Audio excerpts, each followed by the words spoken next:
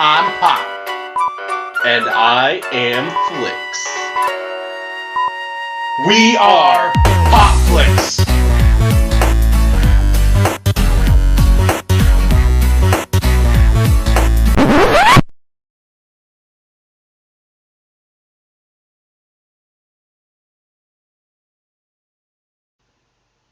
What up, y'all? I'm Pop. And I'm Flix. Welcome to another episode of Pop-FLIX. Pop-FLIX. Today we're going to be watching the fourth movie in the DCEU. I'm surprised we've made it this far. Well, we've shallowed through the wastes and have finally found the promised land of DC movies. And I love this movie. We will be watching Wonder Woman. It was released originally June 2nd, 2017, directed by Patty Jenkins, which is kind of crazy because her most notable movie before this was Monster back in 2003, and it's only the sixth movie she directed. For it to be a grand slam in the DCEU, kind of crazy. And being a big surprise, because I didn't see this on opening night. Yeah. Then all of a sudden the buzz was around it. It was like, oh my goodness, you all need to see Wonder Woman. I was like, really? And I went and I was like, I love Wonder Woman. Yeah, no, and I mean, this movie, not the cheapest movie in the world, $120 to $150 million spent on it, but definitely made it back. $821.8 million at the box office? Yeah. By far the highest grossing DCEU movie, and also has the best scores for it. Its Rotten Tomatoes at 93%. It's got a 67 on Metacritic. Like, this movie really was what they needed in the DCEU. Yes, very much so. And Gal Gadot, I can't imagine anyone else playing Wonder Woman, but she was one of these actresses, at first I was skeptical. Well, I mean, her biggest thing I remember before this movie was Fast and Furious. Yeah, and that was why. When they're like, Gal Gadot's going to be Wonder Woman, I was like, huh. I looked at her, and I was like, huh. So first we're going to, we've given you the information on the movie. Now we're going to talk about our thoughts on the original trailer. We just recently rewatched the trailer together, and what were your thoughts on how that trailer made you feel? Because obviously you didn't see the movie on opening night, so it couldn't have inspired you too much. Fool me once, fool me twice, all that kind of shenanigans. Well, and this is riding on the tail of Suicide Squad, which had I think a very visually good trailer, but a very visually bad movie. Yeah, and with this movie, I was like, okay, more excited because you love Wonder Woman as a character, and I was like, because trailers sometimes are very misleading. Just like the Suicide Squad one, where it looks very pretty, it looks very cool. It's like, oh, take me on this journey. Then it's like, no, stop, I want to jump off. I want to jump in front of this journey and have this journey run me over. Please. Yeah. Well, and with the trailer, I thought it was going to be another generic movie, another generic DC movie where it looks like it's going to be good, and then it's just going to be real bland overall. But one thing from the trailer, even now, that really stands out for me is it's super colorful. Like, you watch the Batman vs. Superman trailer, it's super dark and gritty the entire time. You watch Man of Steel, it's really saturated these dark colors. Even the Suicide Squad, like, the coloration on it was neon over a darker back. Where this one, yeah, you get the thing of them being in gloomy London. It looked like a Marvel movie. Yeah, it did. It had that colorization of a Marvel movie, which that is not the only thing this shares with a Marvel movie. But let's move to our previous thoughts, because we've both seen this movie more recently. Yes. Because this is one that's actually worth going back and rewatching. So, nothing to do with the plot, but what were your personal thoughts on that movie when you first saw it, or what your current thoughts are before we rewatch it right now? My personal thoughts. It made me proud of having a daughter, because I saw the movie and I felt the girl power hard. And I watched this movie with my daughter, and hopefully, show her like, yeah, you can kick some booty out there, and that's what personally this movie did for me. Like, especially at the end, when credits started rolling, I was like, oh my gosh, yes, And this was done in such the right way where, Hollywood has been going this route of like, okay, women are the focus. Women. Not a bad thing, but if it's done right and not shoved in your face, and just like, look, she's a woman, you're like, I get it. They do the same thing with ethnicity sometimes too. Oh, like, yeah, very much so. Where it feels like they're displaying them, they're not celebrating them. They're going, hey, look, we have a person of color in our movie, or we have a woman starring in our movie. You should watch it because we have this. Where Wonder Woman... the Oscars. Yeah. But Wonder Woman, like, it kind of does that with the trailers and stuff like that. And the movie itself kind of has that feel of, hey, heavy girl power. But it does it properly, where it doesn't feel like it's a gimmick for gimmick's sake. It feels like you're watching... kind of like the personification of what a strong woman is. Yes. And, one of my favorite things is her moment at the battlefield when she finally has the Wonder Woman outfit on, fully exposed. Mm-hmm. It was earned. Like, you were building up to that moment. Mm-hmm. And it was So, my previous thoughts on the movie are, it was a very colorful movie. But of all of the DC ripoffs of Marvel movies, this was definitely the most blatant. This movie took DC's not trying to copy Marvel. DC's just trying to be its own thing, and made me go BS, because this movie is, if Captain America, the first Avenger, had not been set in World War II, had it been set in World War I by some strange, not following continuity, Wonder Woman probably would have been set in World War II. Because that is the key kind of like separation it seems like DC was trying to go to, where they're like, we're not copying Captain America. That was set in World War II. We're set in World War I. But you still treat the bad guys like they're Nazis. Like, the thing with World War I is it was very morally ambiguous. I didn't get that feeling. I do, especially with, like, Ludendorff and Dr. Poison.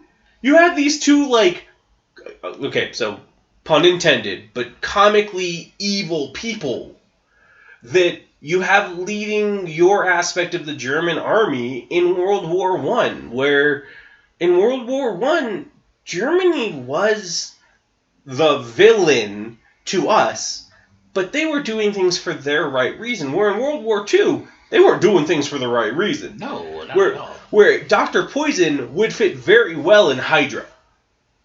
Don't tell me that's not true. It's not true. Yeah, you're lying to yourself now.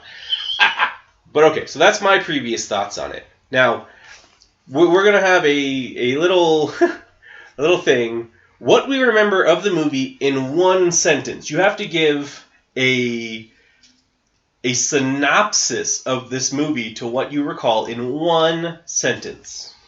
Ooh. And I'm actually going to go first on this one. Yes, please. Captain America with boobs.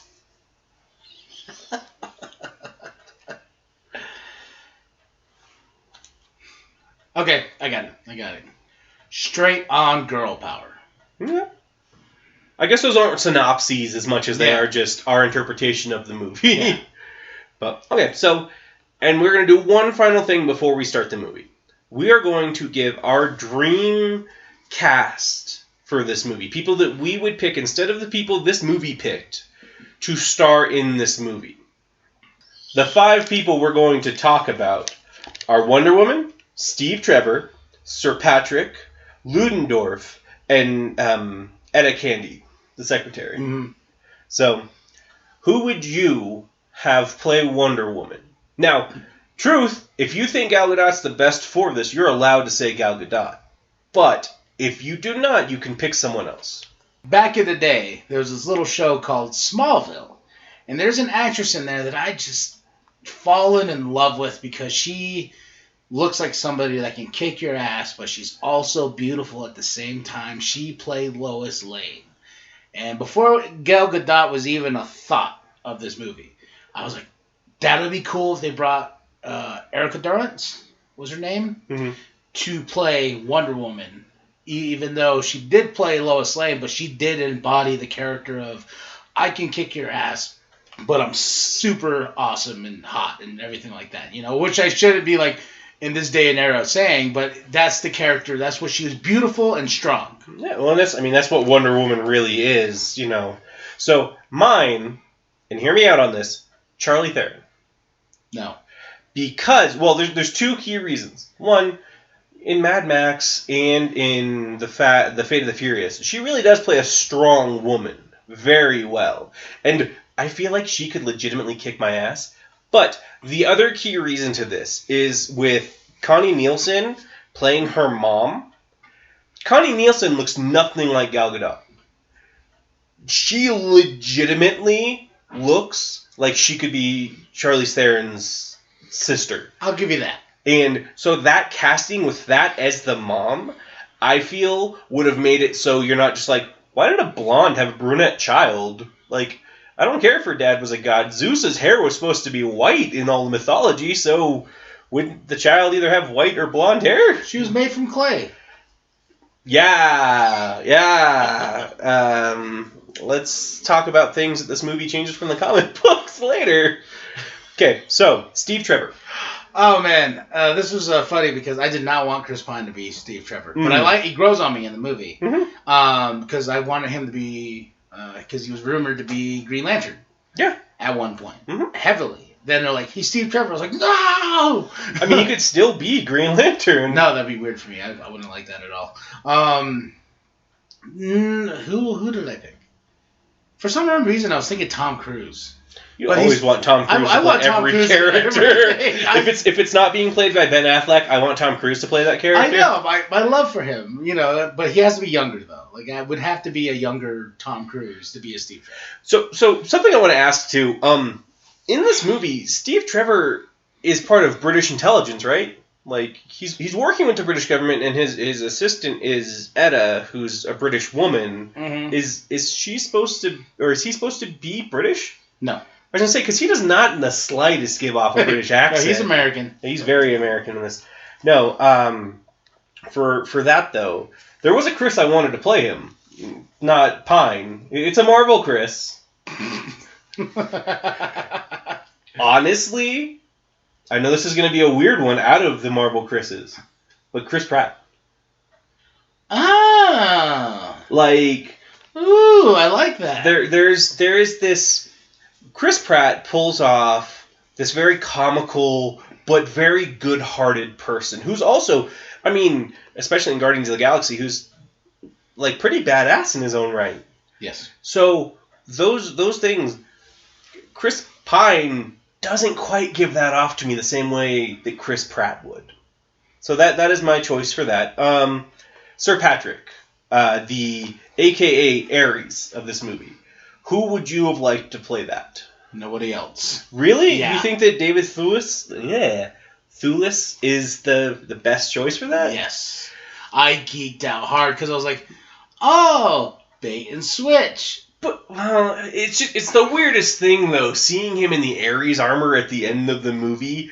His face doesn't fit in there. No, it fitted for me. I love him as an actor so much. Mm-hmm. Because when the casting was coming out, I was like, and they said, I've seen him in a lot of really awesome movies. Mm-hmm. And, he's in this awesome show called Fargo, season 3. He plays what do you call it? What do you call someone that makes himself throw up after they eat? Bulimic? Yeah, he plays a bulimic gangster character, and he just I just love him as an actor. Like when I heard he was Ares, I was like, yes, I want it now. See, for me, I want someone who has that kindness behind them, but you also get this intimidation from them, which is, you get the kindness, but even when he's Ares, I never feel intimidated by it. So, like... Just his dialogue and just the way he carried himself at the end, like, he's like, yeah, man, come on. See, for me, and this is actually another former Harry Potter person, Gary Oldman. I would have liked Gary Oldman because I love him in The Professional. Like, that is one of my favorite Gary Oldman things where at times he seems like he's supposed to be a nice guy when he's being a cop. But then you see he's dirty and he just creeps the crap out of you. Oh, the scene where he's like cracking his neck and listening to opera music and stuff like that. Yeah. Like, Gary Oldman is probably one of the most flexible actors I've ever seen. He can play a real nice guy. He can play a real dick. I got one. Guy Pearce. I guess. He has that certain subtle charm about him, but you know he can play dirty. That just makes me think of Aldrin Killian is all that would. You know what? Tom Cruise. Tom Cruise. Okay. Let's have Tom Cruise be Ludendorff, too. Yeah. No. So on to Ludendorff, played by Danny Huston, which I think it's funny that he plays the villain in this, considering he's pretty much the same character in X-Men Origins, where it's, I'm a villain. Ah. Who would you have play Ludendorff? Probably someone who can actually do a German accent, I would assume. Someone who can actually do a German.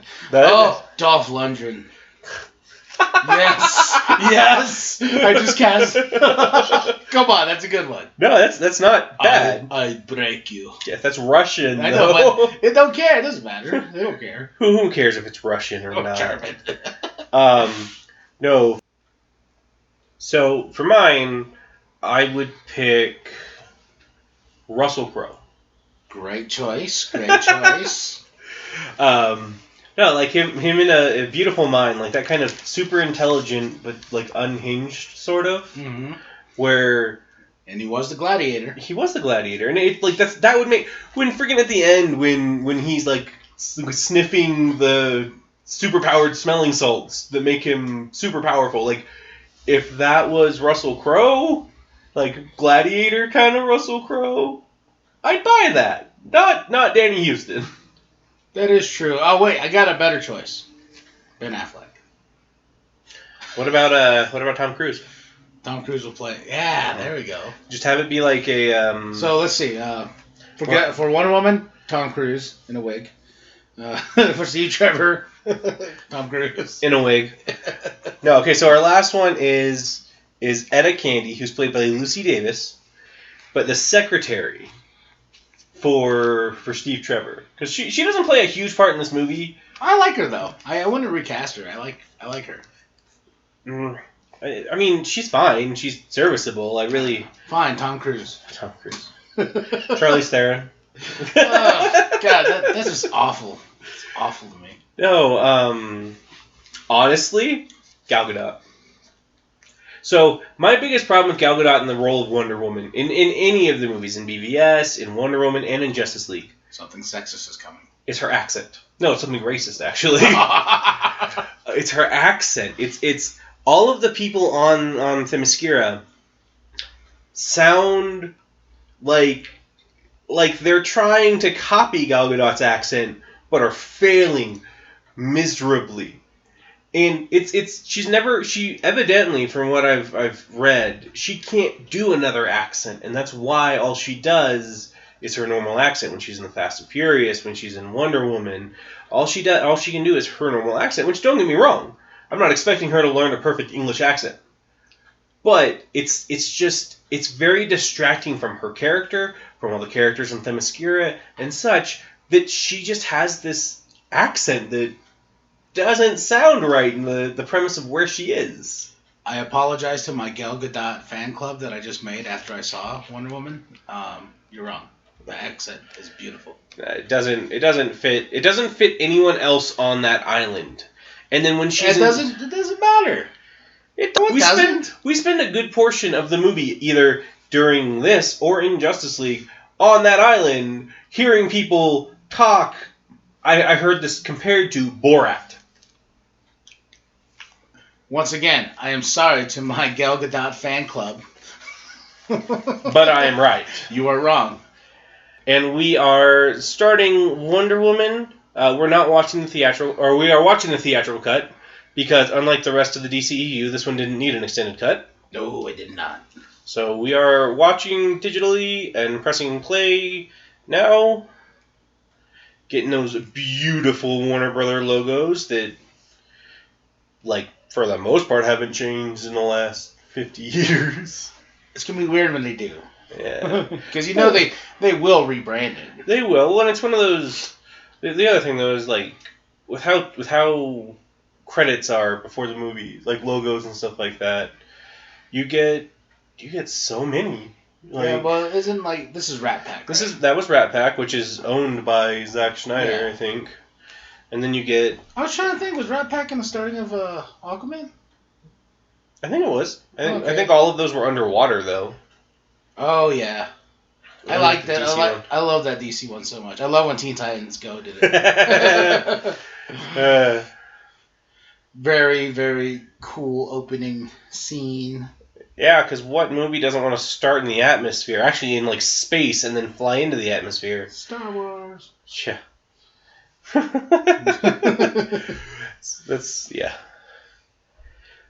This movie has a really weird framing device in the beginning, with Diane kind of telling the story of this, but not really telling the story of this. Well, I thought it was clever because I was like, okay, well, how are you going to do this? You just going to jump on in? No, we're going to tie in Bruce into this somehow, and we're definitely going to get it going and be like, oh, I'm going to sit here and look at this picture and reminisce. Yeah, well, I don't know. I truthfully don't think they need this part, though. Like, I do. The Wayne thing made me geek out.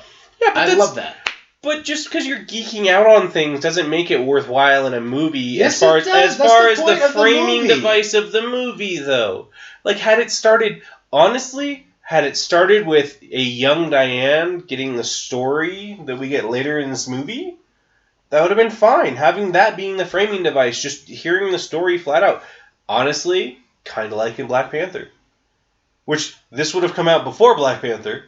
Which meaning Black Panther would have been ripping it off. That would have been funny. One of the few times that would have been true.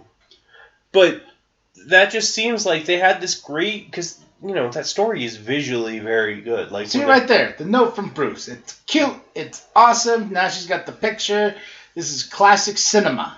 But if we'd ended the movie with this, though...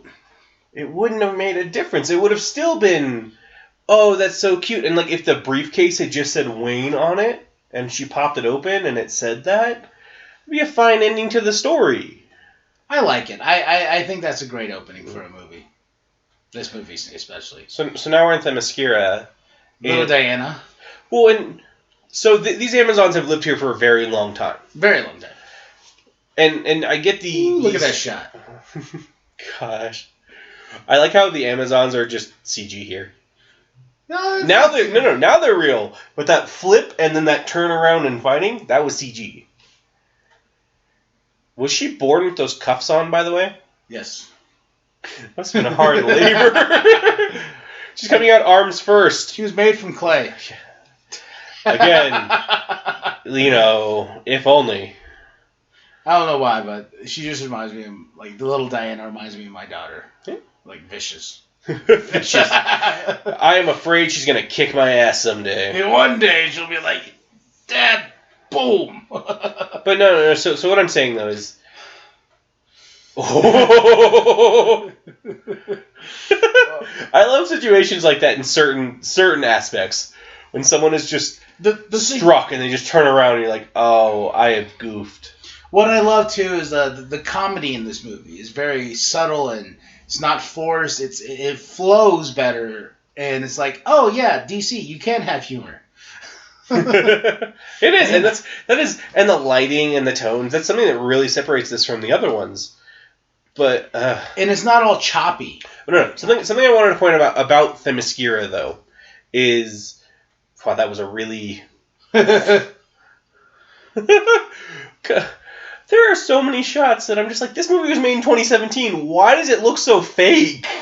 Well, I think they're like, when they were giving out money for this movie, they were a lot more cautious. We're like, we're not going to give you too much money. Yeah. But no, the thing I want to say about the place is they've lived there for a very long time, and they show that with the ivy being on everything.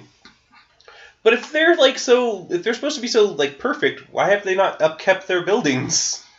I think it's more for style, more for looks. I don't mind. I don't know why you're but bugging out on that. No, well, it's because the colors. The colors really pop, but you see the green all over the buildings, and it just kind of makes me think that are you just supposed to have Amazons that just don't care? Yeah, because they don't need to clean up everything. I'm not saying they need to clean up everything, but if you had a nice looking house, maybe. And if you're female and you need to clean it, I mean they're all female, so I'm assuming unless they just have trash piled everywhere, you'd need it. Is she lying on a donkey? No, for real. It looks like she's sleeping on a donkey. I want that crib. I want that bed. That bed's awesome. You see the ear. I see the ear. Maybe that's a very soft donkey. No, for some reason, it looked like a donkey. I've seen people replicate this little area for their kids. You know what's funny though is that the little golden circle. That's what I imagine Odin was sleeping in when he was a kid. So that now he has the big golden throne. Yeah, he's it goes everywhere with me. Oh, I love this scene.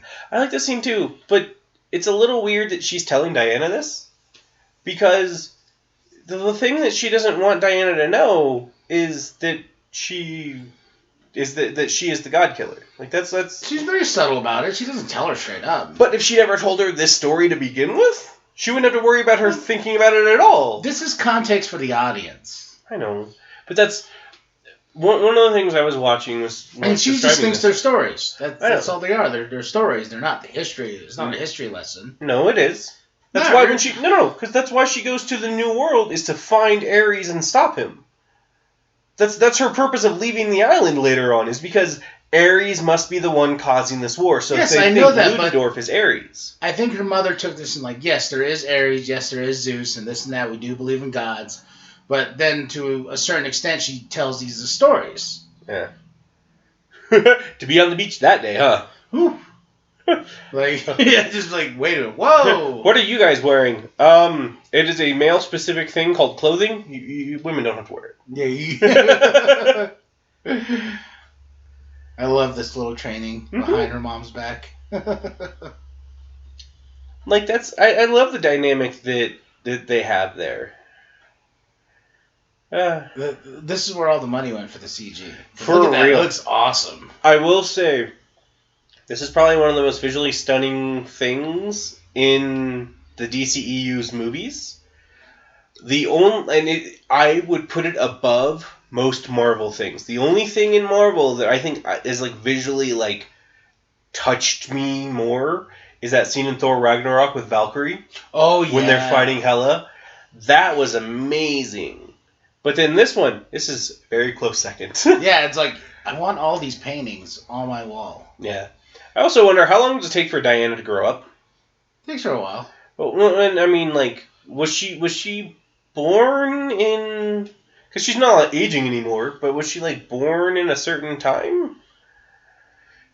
And also, if Diana was the weapon left behind by Zeus, then that would mean that Diana is as old as the last time Zeus was around. Which is saying, Well, she is very old. I think all of them are very old at this point. Yeah, well, but all of them outside of her were pretty much created as adults. They haven't changed from the day they were made by Zeus. But with Diana, she's growing up. I gotta tell you real quick, just visually, how they got Themyscira just looking so freaking awesome. Yeah. The blue ocean and... So the costumes, too, in this movie, it's... Oh, so much better than the Justice League ones. I didn't mind those ones that much, though. I remember the controversy behind that. Well, but it's because the controversy is the thing that, it honestly, out of stupid movie controversies, that would at least make sense as to, why are you putting them in bikinis when they are shown to be warriors who wear legitimate armor? They wear armor that protects themselves in their midriff. It was hot that day. Yeah. Hey, Steppenwolf, the guy who has this giant axe is coming at us. Let's wear less armor. I'm sure We'll provoke him. It'll provoke. Come on, you think you can hurt us? I also have to wonder if her mom specifically built the area watching the sword as like, well, if she figures it out one day, I need a plan B. Oh, this part when she tells her like, that sword is the God Killer. Like they're telling her it's the thing. You can never wield it. Yeah. Challenge accepted. That's why I loved it in the trailer. Especially that when she's like, you can never wield it, Diana. And she's like, oh yeah? Yeah. Huh? Yeah. And I'm glad they didn't use that in this movie. They use it later on, but they don't use it like at the point where it's kind of earned. Yeah. But because I still find it weird. I also like how she is born to be the God Killer, but her mom is like, we don't train her. Well, she's the only child on the island. You know, protective mother instincts. She's like, no, it's my baby. It's my baby. But for real, though, like, we were given a gift from Zeus, the last thing he gave us before disappearing, that can save the world someday. Let's not have it know the full capabilities of what it's capable of. Like, she seems like that is a very bad. Well, that's a very bad motherly move for a queen. Especially because she's the only kid on the island. Of course, she's the only kid on the island, and her mom doesn't want her to train. Of course, she's gonna want to train. Right there, Ares is alive. Yeah. I also like the sheep randomly in the background. I love her too so much. Yeah. Yeah, she's a great actress also. Now I can't get Charlize Theron out of my head. I'm telling you though, like that mom looks like she could legitimately be Charlize Theron's sister, and I would not have any like, oh no, how dare they cast someone like that? No, Robin Wright is the person I think you're talking about, not the mom but the aunt, right? Yeah. Yeah. She, you know what's funny?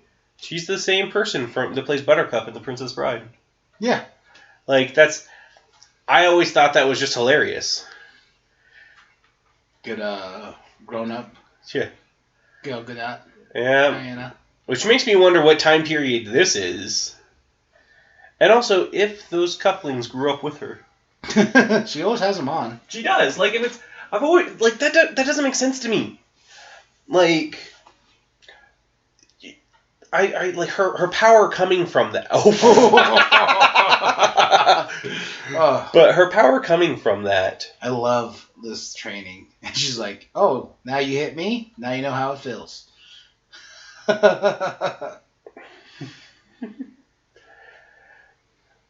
Ooh. She got you. But, like, the cuffs on her, though, have been the biggest confusing part to me is, like, is it those specific cuffs that do what she does with them with that giant, like, explosion? And no one tells her about it? Well, no. But are those the ones that she was wearing as a kid? Like, the exact same ones? I don't think so. Which I don't think so either. But then were those crafted to do what they do? I don't think so. Because I was thinking that too the first time I saw this. But I was like, no, I think that was on purpose. Yeah. You know what I mean? Like, so you think that any cuffs that she has... Any cuffs. Her she could... breakfast cuffs, her lunch cuffs, dinner cuffs. Her mid-tea cuffs. Her mid-tea, all the... Boom! Which still makes me laugh because she did that with all those little kids in Justice League. Yeah. She did that with... Like, everybody in whatever that place was Unless is she dead. learned how to channel it to... I don't think she did, though. No, yeah, that's why... I don't know. Because she uses it on Superman, and, like, it hits the area still. I remember when we saw that, I'm like, everybody in that room is dead. Yeah. Well, we haven't watched it on this yet, but yes. Yeah, when we get there. I just love the, like, I wish there was someone in the background that was just, like, hitting their arms together to see if they could do it, too. That would have been a nice little comedy. It's just like, you see her standing there going, like, I wonder. Nope, not me. That's weird. Oh, look how blue that ocean is. That's a very blue ocean. That looks so beautiful. That is a Marvel movie shot. Yeah, it is. And look, she's like, oh, these cups are awesome. But again, I wonder, is it the cuffs or is it her? It's her. Because I think in the comic books, aren't those crafted by Athena? Yes. Is it that that's crafted by Athena? It's either Athena or Hephaestus. Specifically make those. I think the Lasso of Truth was made by Athena. There's Steve. Yeah, there's Steve in a plane crashing. Those planes back then seemed scary. Yeah. No top. I was gonna make a joke though that's Steve crashing his airplane. That's not the Arctic though. See, this is how Captain America: The First Avenger should have ended, with him crashing into warmer waters.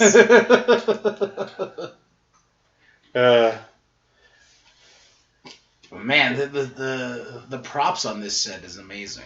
They really are.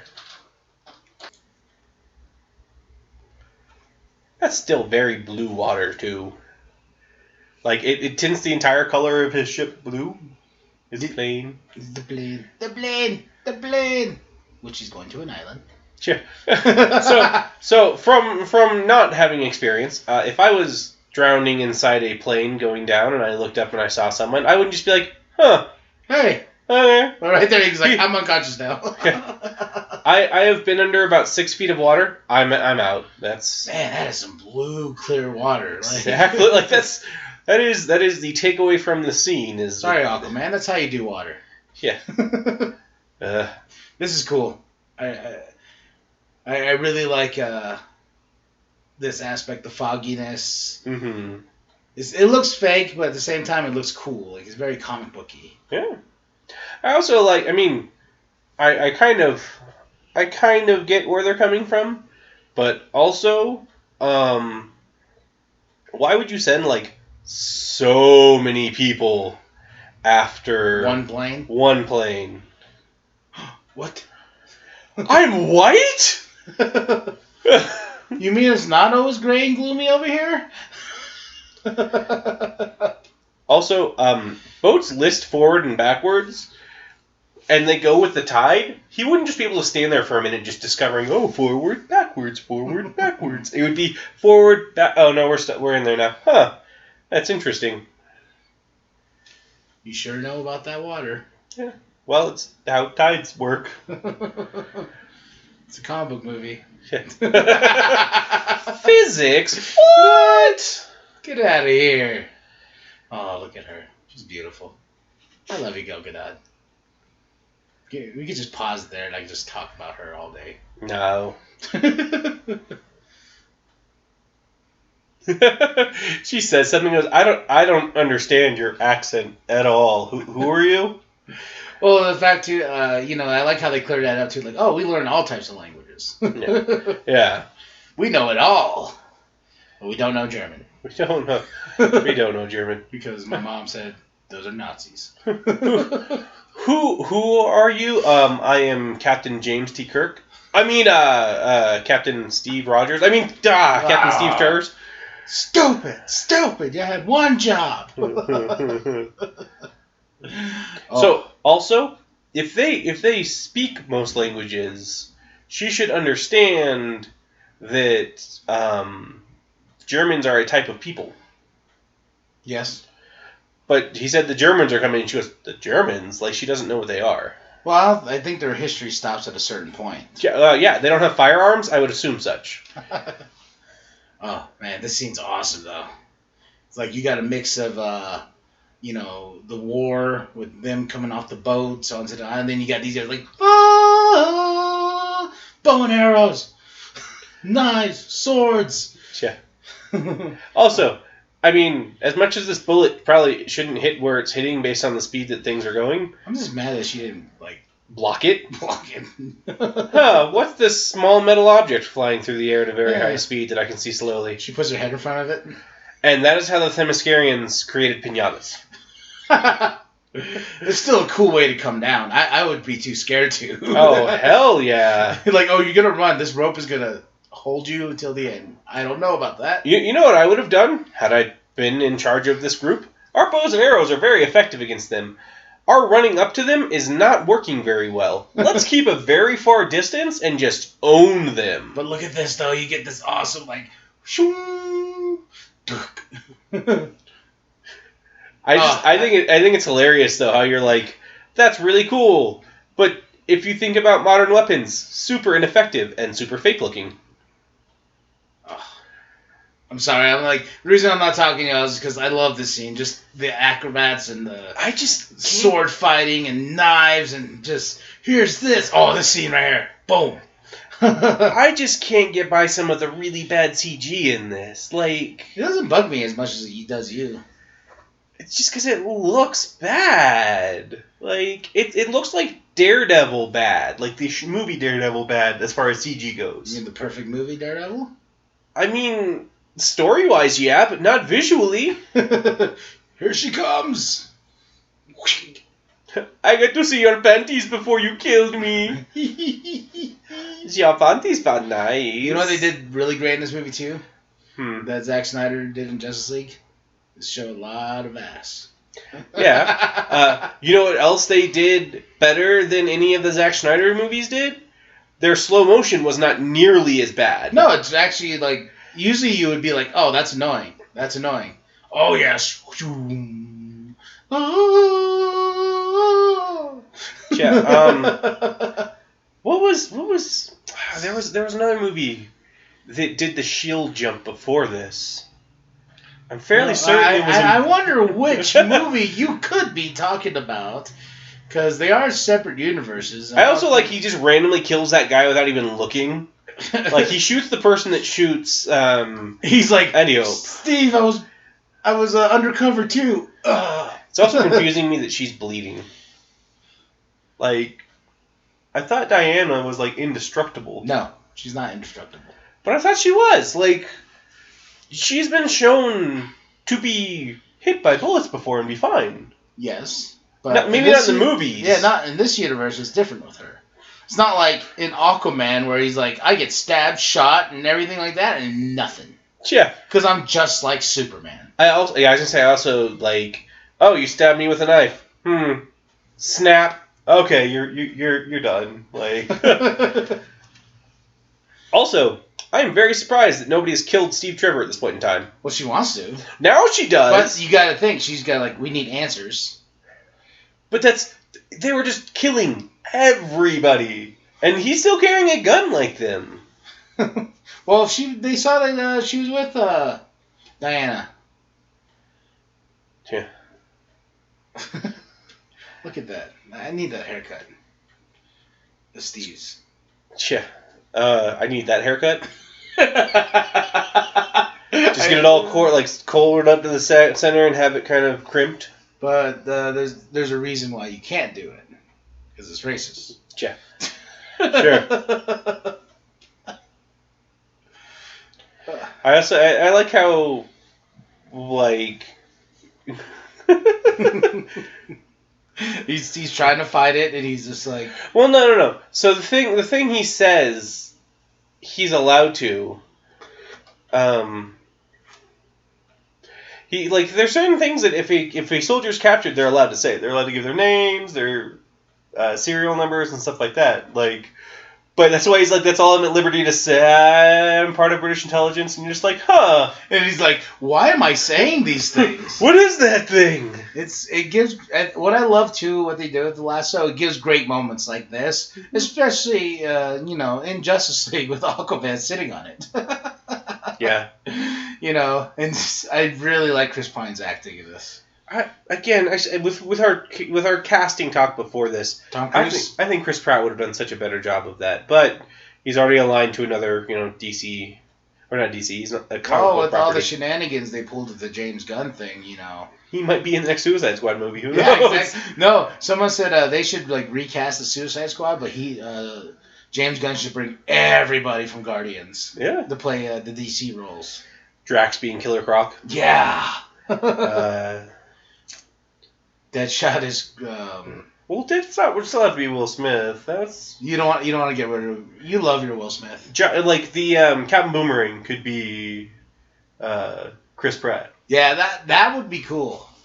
Better than what's his face. And the Jai Courtney. The Poison. Oh man, that'd be terrible. Hey, so what's going on today, guys? Oh, well, I'm gonna put this mask on. I'm gonna tie you down over there. Well, it's a why? prisoner that they've captured and they're torturing. Although it's really kind of funny where this is considered a failure, even though you're like, no, that's a pretty good success. Yeah, but she's hard on herself because she's scarred. Shit. He's like, I will take the book, and the book would be mine. Look at his face. Fine, take the book. Damn it! Why do I have to be a hero even though I'm a British spy? Or an American spy aligned to the British? I'm surprised no one, he was looking that way. My book! My book! This is why we shut the door! Shoot them in the sphincter! I also think it's just funny that they're just like, huh. She instantly knows that it's that guy. Yeah. The guy that's walking away with everybody else walking away? Yeah. There are 20 people walking away. How did you know that is the one? He looks pretty enough to be the bad guy. Let's just say that. But he's the good guy. We're the bad guys. Flip it around. Get him. But he's blonde and has blue eyes. Wrong World War, bro. Oh, man. Say it. What? Oh, man. Still, that plane scares me. I'm like, why do people ride in those things? Because that was all they had. I know that's all they had, but I like that. He's like, hey, what is this thing? Should drop it. Oh, I made a mistake. I have made a mistake. If you have grenades that powerful, why didn't you drop that when you first were in the airstrip? Well, if they're that powerful, why do you have them on the plane with you? Yeah. Just like sitting on the side, like, hey, what's this? Just like pull it up. It's just you holding a pin in your hand. What the hell is that? Just throw it out of the plane and it explodes. You just jump out of the plane.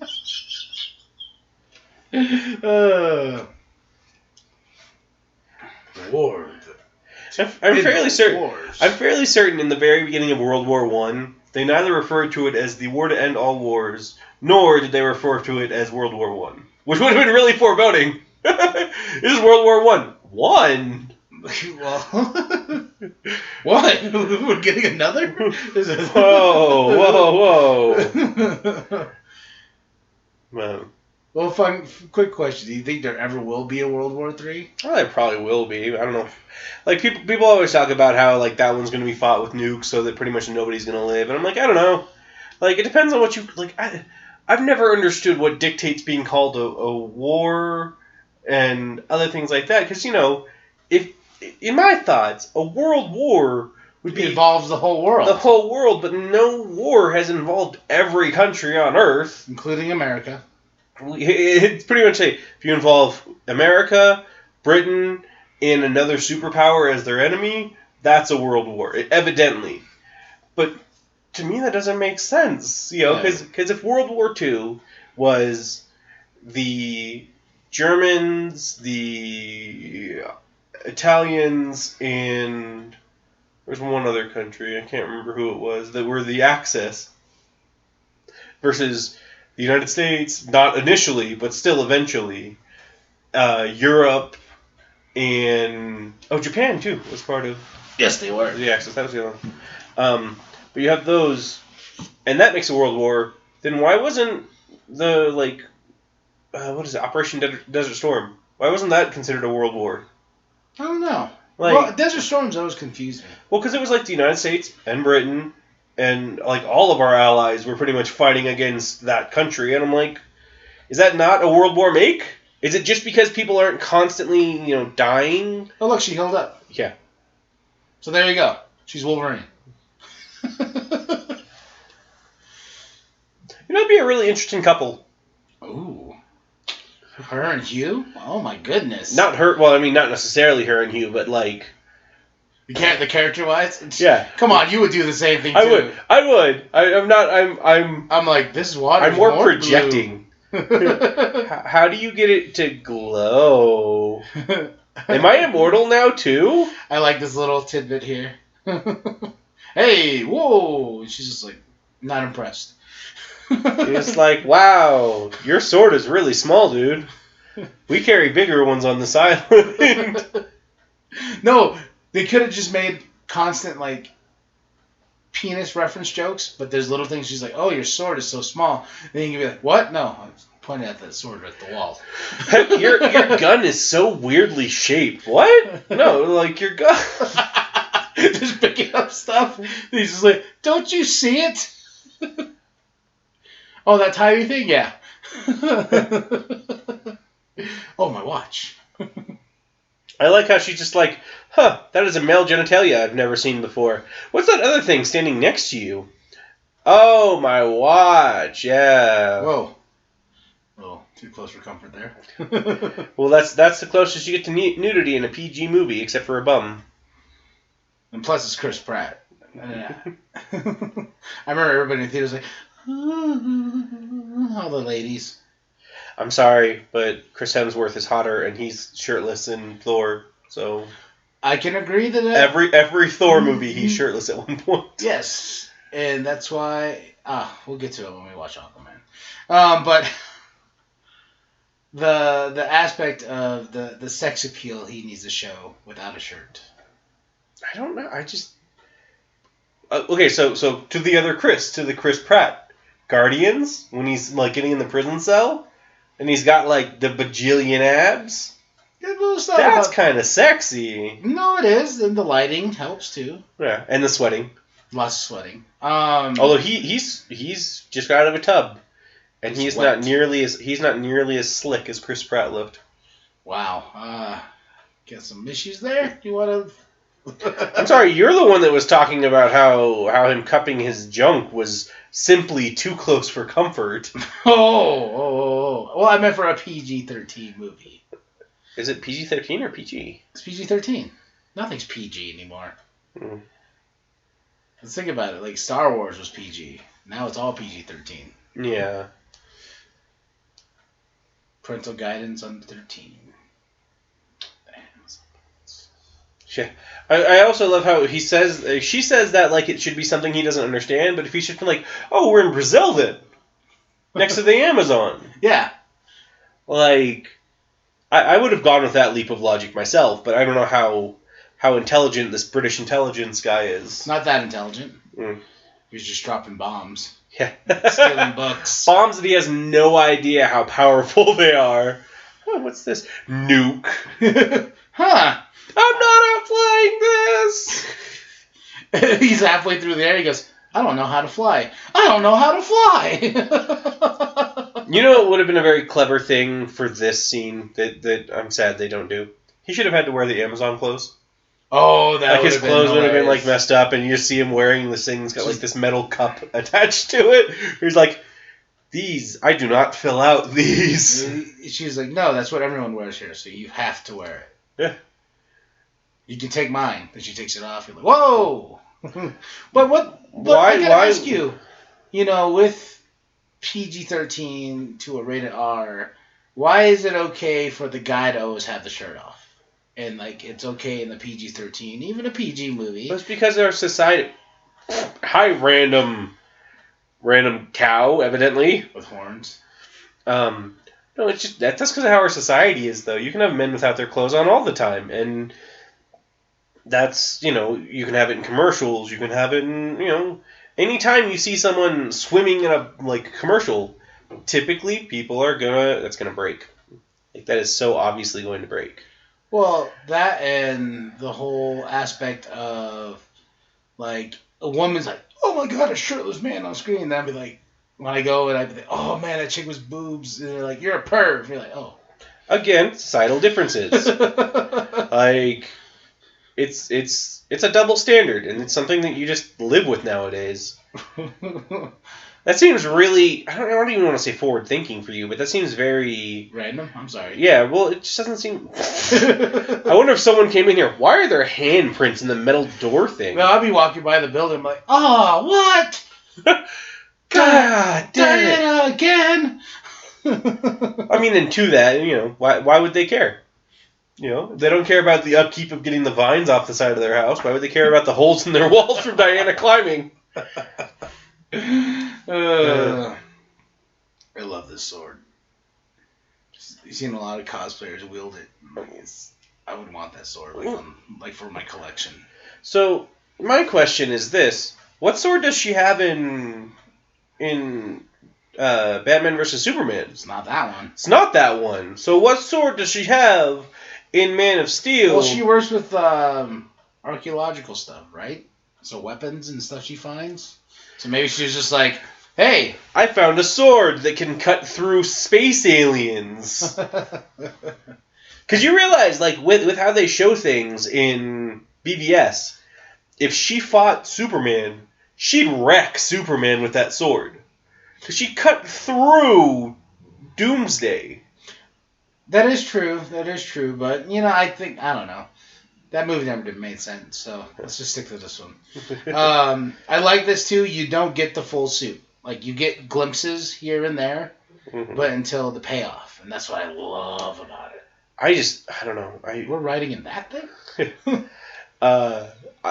The only thing I've never understood, besides the concept of having it be sexy, is why Wonder Woman has nothing guarding her thighs at any point. Because for the male audience, that's what we need to see. But if this was... That's all I get. You guys get full-on nude Chris Pine, and I'm like, I just want a little leg. Come on. Not sexist. So mom has caught me trying to escape. With the boy. What am I going to do? My advice is, as long as mom's on the horse, I punch the horse and run.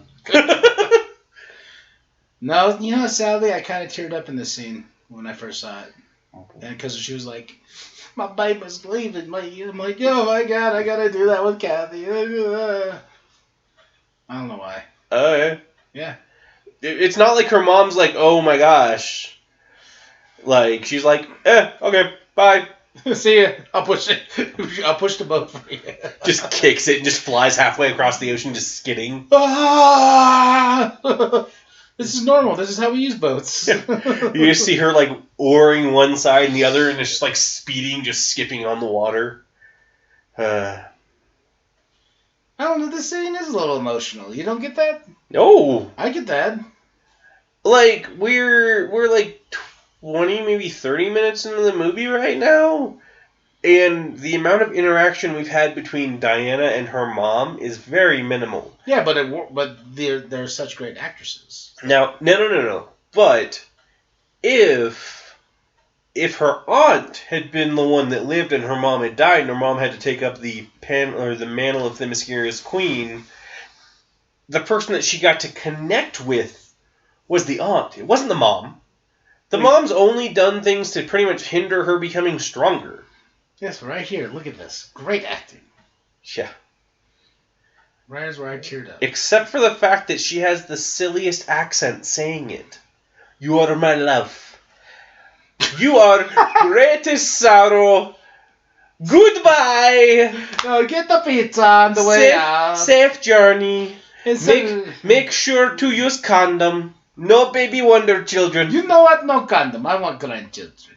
We need more children on the island. You have Zeus' great-grandchild. Oops, I'm not supposed to say that yet. Oopsie.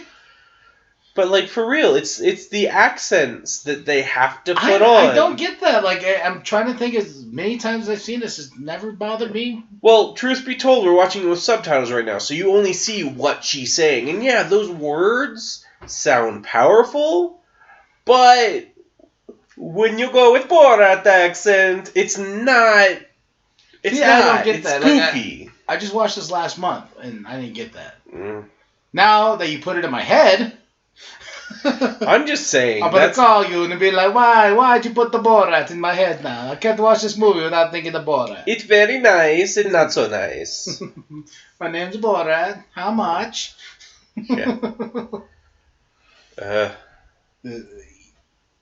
boat's nice, too. See, but she's dedicated to the idea at this point in time that Ares is the one responsible for the war.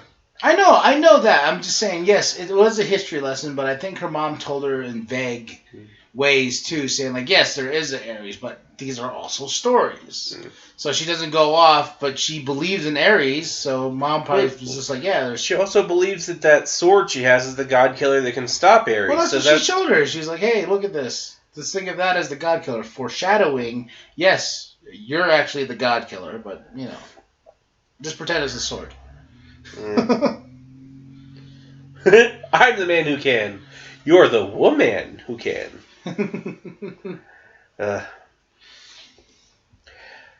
I also there's a scene that's about to come up which, as a person on the sea, would not make absolutely any sense. He is making a bed for them to sleep. Yes. They're going to sleep while this ship blindly sails across the ocean. The funniest thing would be the next morning they wake up and they look up and they're right back in Themyscira. Damn it! I like this interaction when she's like, hey, why don't you get to sleep with me?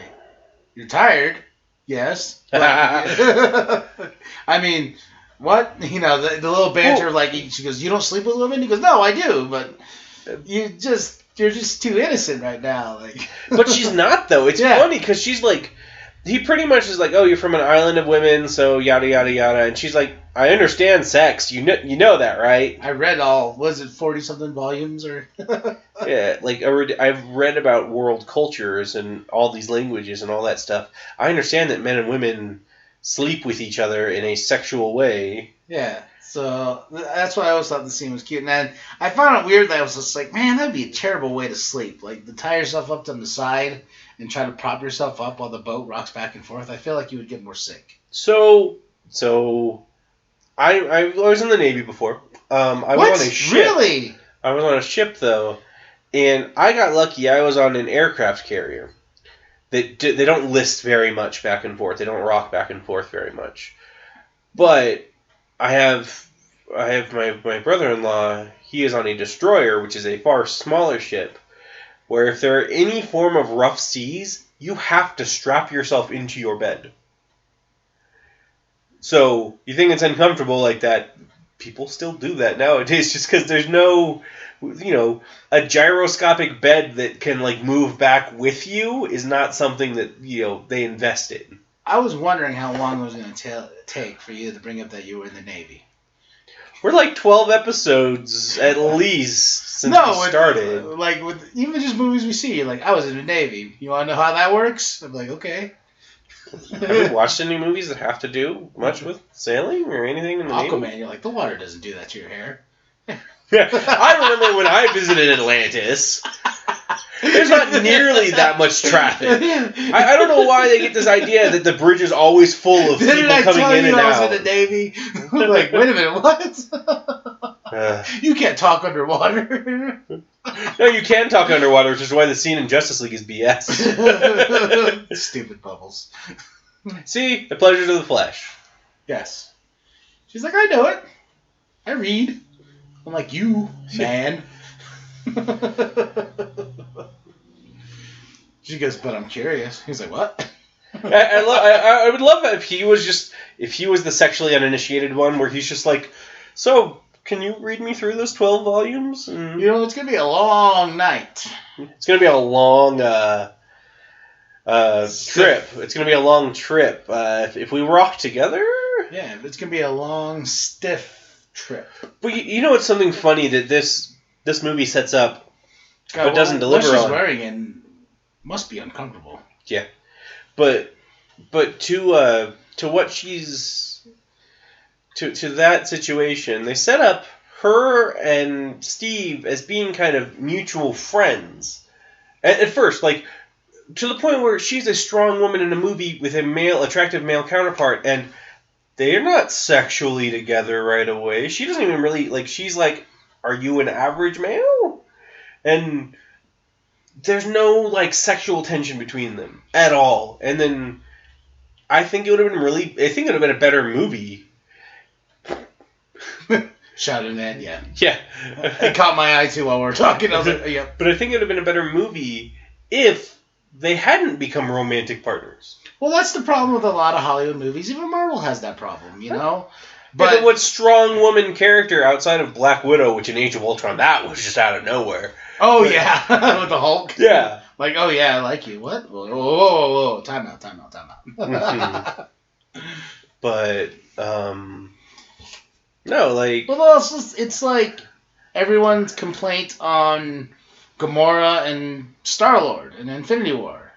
When they're like, oh, well, there was no attraction or blah, blah, blah. I was like, wait, what? And the first Guardians started having them together like that, and the second one had them literally like she was his rock, and they're like, no. Yeah, so, they've been on a lot of adventures together. That's why I think people are stupid.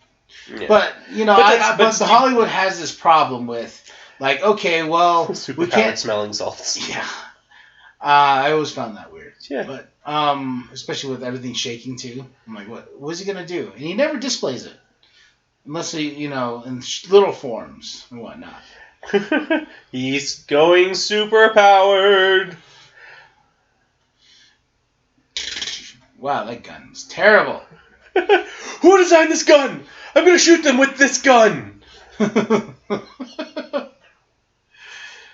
And if you really watch this, she's seen this movie a few times, and the paper moved just right. For her to catch her attention, and she's like, oh, I figured it out. And she's like, Ares. Also, are we expected to believe that they made this trip in one night? Like, is that what we're supposed to go with? One, it's a comic book movie. See, what you don't know is the reason she's sleeping right now is because she was up all night just, like, kicking the boat forward. Yes. No physics here. No logic. Just go. Well, now they're like, oh yeah, we're strapped up to this tugboat and it's making us that go line faster. right there I love. London is hideous. Yeah. Yeah. I like this. Is that where she lives too? Yeah, eventually, yeah. Well, no. She's in France, I think. She's in France? Oh, she picked the better one. No, they... How did Wonder Woman end? She got hit by a car. The car went and exploded. The car just crashes into her, and she's just like, it's your own fault. I'd like you to pay insurance. How do you know what insurance is? You just got here. Well, that man over there sold me insurance. Shit. Can I tell you... Sorry. The war is that way. I don't know. It's yes. Well, we are having a temporary piggy squeak break. Well, they're commenting about the movie. I know. He's probably just like, why are you making me have this in the background as far as visually? It's terrible. I love BVS. Why do you have this one on? I like how he's trying to explain to her, like, well, we need to get you some clothes. I have clothes on. Oh, baby! That part made me laugh. I used to be one of these. Hey, no. Little do you know. That was not made out of clay. Oh, man, I cracked up so hard. The person next to me was like, what's going on? I was like, that's not funny. Yeah. That's a comic book reference. Nerd. Now we meet Miss Candy. I don't know. I really liked her in this. I thought she was going to be annoying at first because the way they presented her in the trailer. Mm-hmm. I was like, she's... Yeah, no, she's pretty much comic relief. Then we find out what a secretary is. Yeah, that's called slavery. So, did they have slaves on Themyscira? Well, she knew history. But she's like, where I'm from, that's called slavery, where someone does this. But if they do it differently... Well, that was in the story, remember? Because women were being taken. Well, I guess that's true. Huh. So he's like, this is beautiful. It's for a whore. How do you know what a whore is? Yeah. Oh, you got to think about fashion back then, too. I love it. Just start stripping right here. And once again, glimpse of the suit, but not all the way. I like this. She's like, "What is this madness?" I'm like, the thing that made me laugh though was like, where she's like, "How do you fight? Like, look, there's no room." Yeah. No, it's. I don't know, the fact that she walks so well in high heels. Well, like she had heels on Themyscira. Did she? Yeah, like most of them had heels. So why? Also, okay, no. So to that though, if she did and she was used to it, why'd she stumble walking out? For comedy. Yeah, but yeah, look at that. I wish men dressed like that more. Yeah. I think you could rock that look. I probably could. It's just it's expensive to dress like that. Probably uncomfortable after a while. Yeah, I mean, here's the thing is, if you're wearing that on a budget, that will be super uncomfortable. If you could spend a lot of money, that could be super comfortable.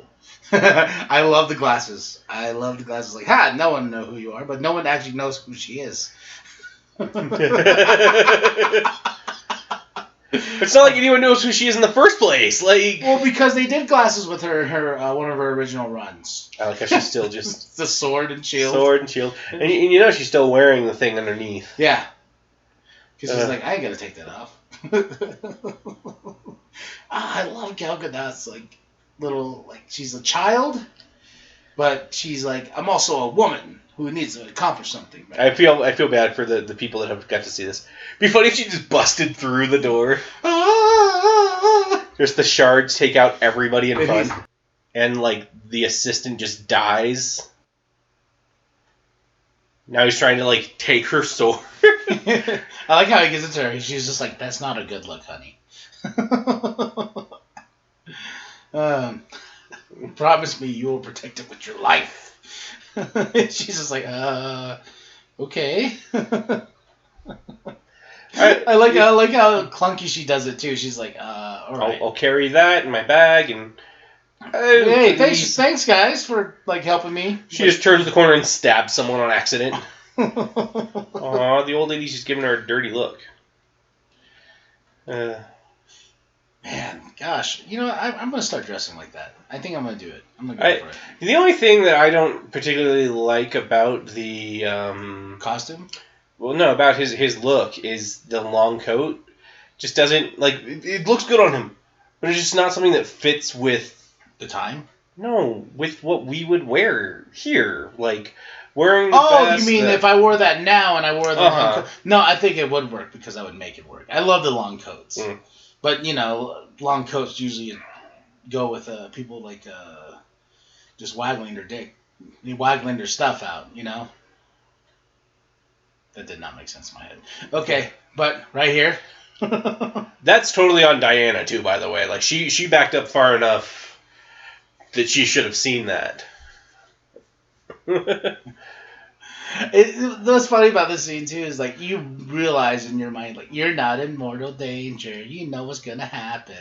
I like how you also headbutt the guy with a gun. I like that when he catches the bullet. He's like, ha ha. Then they're like, so did we mess up? Why did you keep shooting? And this goes to the dress she picked to make sure, like, yes, I can actually move in it. Oh no, her glasses have broken. Oh no, we need them. I also, it's weird that getting shot by that gun makes it glow a little red, but bullets back then didn't travel as fast or as hard as bullets do nowadays. So like. That was good. Hey, don't eat that piece of candy. That's not a piece of candy. Yeah.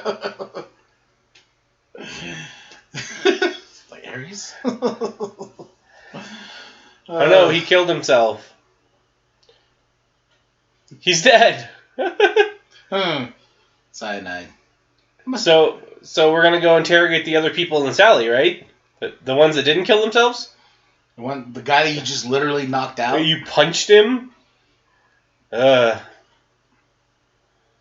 Diana. I love this scene too because it represents like everyone's like a woman's in here, a woman's in here. Yes. Yeah. Who the hell? What? Why is there a woman in here? Woman? Harumph! She doesn't have a sandwich in her hand? What are you doing in here? You must have some form of beer then, right? A need. Yes. Oh, get her out. Like, hey, this is the boys' club. Yeah. And she's just lost upon herself. Like, what? Why does this matter? I think it would have been the funniest thing, like to like totally throw off the twist from later in the movie. But if Sir Patrick had just been like, if No, you know what would make that scene much more funny? Wow, you have grown up. What are you talking about? Huh? Wow, you look like your dad.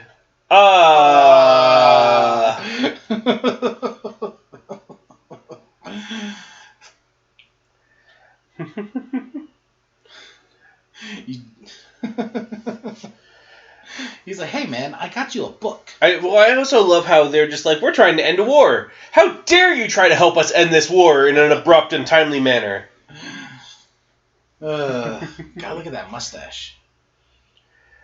You should get that mustache. The kind of mustache that small children swing from, and then their parents realize that they should not be near such a creepy man. Yeah. I can see you twirling that mustache when you watch a movie. Yeah. Like it gets like stuck in your finger. Not a good idea. Not doing that anymore. Cutting it. You know, if you had that mustache with the Steve Trevor coat, you would probably look like what's his name, Duke Dastardly. Oh. So I also love how the first test she did had to be with a dude strapped to the thing, but this one totally fine. It's just the mask. The thing you're trying to destroy. The guys in the afterworld are like, come on! It's just his ghost is behind me, like, you didn't even need me! The funniest thing is they're like, wow, that worked out so well, and someone's just like, hey, where'd that flammable head mask we have go? We poured gas on it before we... Yeah, and we actually poked some holes in it to make it easy to break. Well, where did it go? Oh, they used that for the experiment. Probably shouldn't have. Then they actually use it and it doesn't happen. Like, wait a minute. It worked then. She's,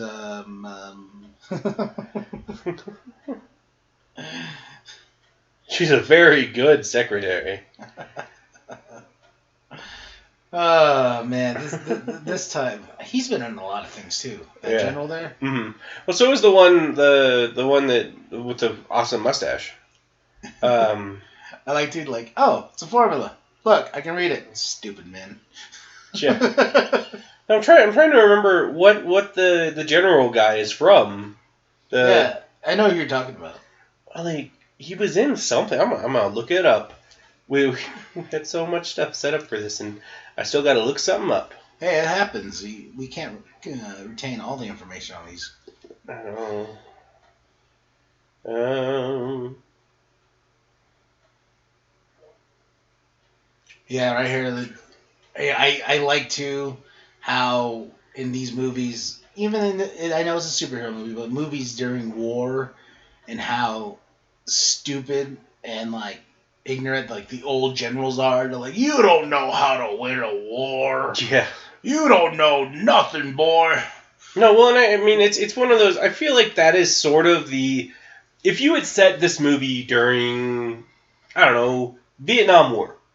Terrible war to have said it during. But what I'm saying is that was after the women's rights movement and all that fun stuff. And women would be more... and all that fun stuff. And all that fun stuff, yeah. But no, women would be more respected and listened to. Not enough, don't get me wrong. But back in this time, it was, you are a woman, therefore you are inferior. That's wrong, but that's how things were back then, which is what makes it such a great time to set this during. Right, generals don't hide in their offices. I like that. Because from where I'm from, you're a coward. You should be ashamed. Well, and that used to be the truth. Was fickle. But a lot of people used to fight with their men, and now that's not how it goes anymore. Yeah, and I like how she calls them out. She's like, "This is stupid. Why do you listen to those guys? Those guys are not doing anything to help this war at all, but besides be in their suits and drink their wine and." But they're my boss. Learn how a social structure works, Diana. You know so many things about the pleasure of men and women. Learn about social structures. To show her the truth, it's like, go ahead. He's like, oh, that was a bad idea. Go ahead. This is a terrible idea. Why am I agreeing to this? Oh God, we're going to die. When I die, it's your fault. Oh. And hold on to that for 100 years. The Reinforcements. One of my favorites. My favorite teams. Yeah, it's almost like oh my goodness. Commandos. Oh my goodness. I knew you were going to go there. It's because it's true. It's not. It's a different universe. Sure. We still have the Frenchmen. Do we... Well, look at this scene here, everybody. I love him so much in this movie because he has that charismatic way of he's a sleaze, he's telling stories, and he's like that actor right there. You should find his name too. Well, I already looked. He was one of them before the movie. We were looking at people. I was looking at people to look up, and I was like, not important enough. None of them are. Saad Tamahu. I like how he went in for a hug. He was like, no.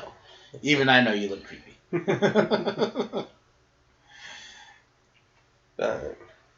And still trying to find out who the general guy was. Maybe he's not listed. He might not be. Could just be an extra.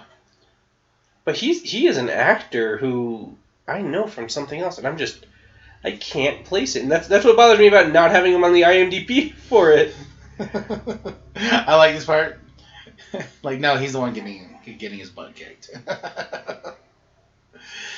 That's not Charlie. Charlie was a sad character too. Yeah. You know what the worst part about Charlie is, though? He never gets a resolution. That's fine with me. He's a broken soul. He likes to drink and have people punch him in the face. Yeah, but he doesn't shoot his gun. They're just like, oh, he's a sniper who has PTSD. Really bad PTSD. Really bad PTSD, don't get me wrong. But then you don't give any payoff for it. You don't give... Oh, yeah, you do. He sings. He sings, but you don't get any payoff for his PTSD. Yes, because he sings, and that's all you need. And he brings Diana and Steve closer, so he can go drink and be sad and miserable while Steve gets the lady. And dies. Yeah. Hey, at least in this movie they got it right. In Suicide Squad, well, we wasted the Native American. In this one, we will keep him. And still waste him. He wasn't wasted. All of these guys are. Okay, so what do these guys accomplish? They help Steve. No, they take off at the end. Yeah. They don't fight in the final fight. The only fight that they are a part of is the battle for the city, and even in that... That reminds me, though, of when they're like, oh, we gotta go help. It reminded me of an Ant-Man. We're like, we gotta go help him. Then they see the police. All right, back it up. Back it up. Wow, it reminded you of a Marvel movie? Oh, my goodness. Color me surprised. Man, she's moved so quick. But, if she's so powerful, she makes it so everyone else in this team is kind of useless. Well, Steve's trying to keep her under wraps because he's seen what she can do. I know, but think about it. Well, he hasn't seen the extent of what she can do. Mm-hmm. But think about it this way. How, like, Bucky and the Frenchmen and the rest of the Howling Commandos, how useful are they to Steve? They're very useful. They help. He is not strong enough to fight this war on his own. Yes, it's about the team. Diana is strong enough to fight this war on her own. Honestly, if Steve wasn't there in this part and she'd gone straight to the front, probably a lot more would have been done. I'm gonna bite. I'm gonna snip that. No, because they do help her when she gets there. Because remember, she's getting shot on. She's like, "Oh crap, this is a lot of bullets." Yeah, she doesn't know what bullets are. Then they help distract. She's taking all the bullets. They will not shoot us when we run out on the field. I think. Like, I just think that the Howling Commandos are an idea done right. No, they are a better team. I will give you that. But they're more equal to Steve, though, too, is the point. Like, I care about the Howling Commandos. And these guys seem like they're cool, but they don't get enough development in this movie. I think they do. I really believe they do. Like, you get little aspects, especially when they're around the campfire. And, you know, the little aspect of them sneaking in and he's the driver. And, you know, I like these guys a lot. And I feel like they get enough out there as characters for me to care about them. That's why now that picture means so much more in BVS. Because I know the characters. Hey, so what is the name of the Native American guy? The Native American guy. What's the name of the Irish guy? The Irish guy. Yeah. What is the name of the French guy?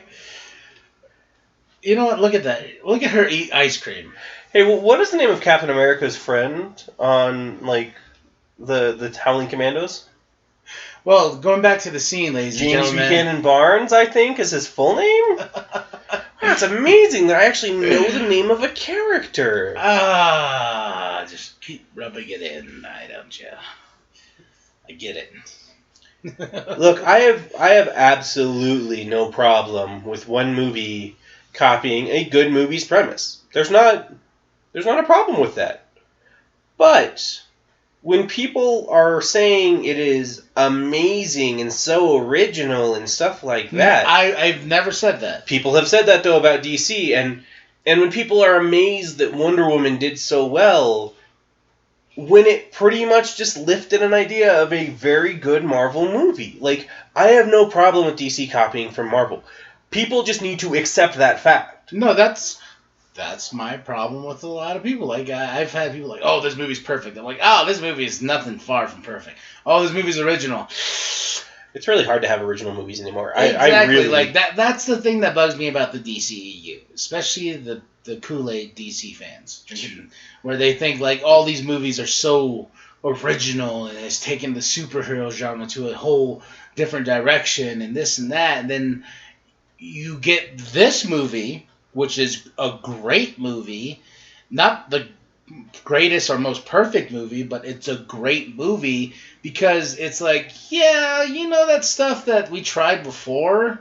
Well, this chick has a better idea of a superhero movie because she's seen all the Marvel movies and seen how they did it, and they're still enjoyable. You can do that with these characters. It's okay, guys. No, I have no problem with that. Like, that's... Okay, so we talked about this in our Suicide Squad thing. They're trying to rip off Guardians of the Galaxy. Yeah. The problem is, they do it terribly. Where you have a band of unlikely heroes, yes. But Groot, Rocket, Gamora, even Nebula, so much more likable of characters than almost anything that's presented with Suicide Squad. Like, where you have, like... Well, in the Suicide Squad, the bad thing is they want you to care. And I'm like, I don't care about any of these characters except Will Smith. Deadshot. Yeah, I mean, I don't care. Like, I don't really care about Margot Robbie's Harley Quinn as much as people tried to make her out to be. Like, oh, you remember? You remember? Yeah. Everyone was like, "Oh my God, she's the greatest thing in this movie." I'm like, I mean, I'll give her on the top 10 of greatest things in this movie, but that's because tooth decay is number 9. Was it? Oh, here he is. That guy. Yeah, he is. I think his name is the Chief. Yes. But what I'm saying to you is, you didn't know that before, and you've watched this movie. And maybe you say I didn't you want like to be it. racist and be like, Chief, huh? You didn't think about that? Speaks indigenous language. Credit, like, when we started doing this, we with the subtitles, I just love the little like size British tea. Mm-hmm. No, well, and some of the times when there's music, like it's trying to tell you what to feel in the music, and I'm like, that no, mm-mm. I love how they all. I love this scene right here, especially with him, especially with the Chief. Okay? It might actually just be Chief. I don't think it's the Chief. He's the Chief to me. Sure. What the way he brings it up, and the way it was what's going on in America, and this and that, and why he's over here, and why he got away. Mm-hmm. He goes, yeah, they like me over here. Over there, they just throw us in lands and stuff like that. Yeah. They like me because I bring beer. And Edgar Rice Burroughs books. Yeah, see, we have nothing left, but at least here, I'm free. See, it is kind of funny, though, that, like, you have to wonder, really, how old Diana has to be if she has learned all of these languages. Like... I want to know how they, like, got all that information on, like, who emailed it to him. Yeah, well... Right there. Poor guy. It is a sad character, though. It is. You are right but about you get no payoff. You not get. Yeah, we do the singing. No, that doesn't. That counts to me. I'm sorry, that counts to me because he goes in that scene. Steve's like, he hasn't sang in a long time. He's actually happy right now. I feel like that was the payoff for the character. But he doesn't. He can't fire a gun still. He's still suffering. And you don't know that he doesn't have his nightmares anymore. He could still be suffering horrendously. And you're like, oh, he sings one time. But this character is such in a small dose. Like, that was enough for me to be like, oh, he's happy for a moment. But after that, if he gets crazy and kills himself, I really don't care. So that's real dark, though. Well, that's what these movies were going for, remember? Not this one. Which is funny, because this is the one set probably in the darkest time. Yeah, right? And this is the lightest tone. But they do it so well. And what's really sad, too, what made me really sad about this whole journey is, she has to see the pain, the suffering, and she can't do anything about it because they're like, no, we got to keep moving on. This is what happened in war, Mm-hmm. And she's just like, this is stupid. Like, why can't we help everybody? Because if we stop the war, then we can help everybody. See, to me, like, it rips off sort of Fifth Element. Oh, yeah. When she finally learned, like, she gets to W and she sees war and all this stuff like that. Like...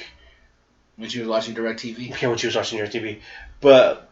She, you feel her pain in that because you're like, yeah, there's a lot of terrible things that have happened, but it's her learning and her seeing that humanity is far from perfect, and that's what she's doing here. But despite all of this stuff, she still keeps a really, like, positive, so to speak, attitude until one person dies. Like, hundreds of people die, but until that one person dies, and she's like, oh, I give up on people. People suck. I'm like, thank you, Diana. I just wanted you to realize that. Thank you. We did not know that before. This is why a war's going on. Sure. This is why all those men wanted you out of that boardroom. Sure. So I figured out the movie where the general guy was from, but I can't find what the actor's name is. That's sad. He was in Harry Potter and the Deathly Hallows as the person that Ron, or not Ron. Yeah, the person that Ron polyjuices potion when they go to the Ministry of Magic. Yeah. It's that guy. But I can't find out the actor's name. Right here, hold on. Oh, yes. Ah, right here. This is the money shot. That's mildly inappropriate for the... Oh, wait, whoa. I'll take that back. She's like, oh, yeah? No. Well, it's what I'm going to do. And I'm just like, yes! And the payoff of the costume. You got her shield, you got her sword, you got the lasso. Ugh.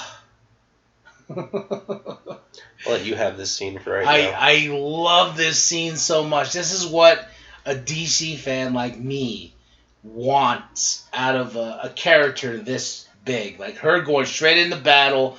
Boom. There's Wonder Woman. Ah, and whoop whoop. Oh gosh. I just can't get over how visually stunning this thing looks and how badass. This is when I was in the theater like girl power. And the guy next to me was like, "What?" I was like, "Oh man, what?" Yeah, what makes me laugh too? The only thing that's funny is I'm like, why don't you just have the shield on? Well, why don't you have the shield out? Also, like, they're shooting at her, and that's when everyone starts like. There we go. But that's when everyone starts shooting at her. But the moment anyone else came out there, why would you not be shooting at them? They're like, see right here they help. Because they're like, we're just gonna shoot her. But man, it take that much. Only shoot her at shoulder height. Do not shoot her feet. Well, her feet's protected. Got the metal boots on. By the way, she's taking all the fire. We are now in the clear, guys. Those guys are like, wait, what's going on? But the fact that she broke the trench, because remember, like, this is law. Like, we can't win this. And then she's just like, hold my beer. Well, I mean, but it's also kind of depressing though, because they're supposed to be like doing a ceasefire. Like, not these guys, but that's what the Germans were doing when Ludendorff interrupted it. So all of these people dying is Diana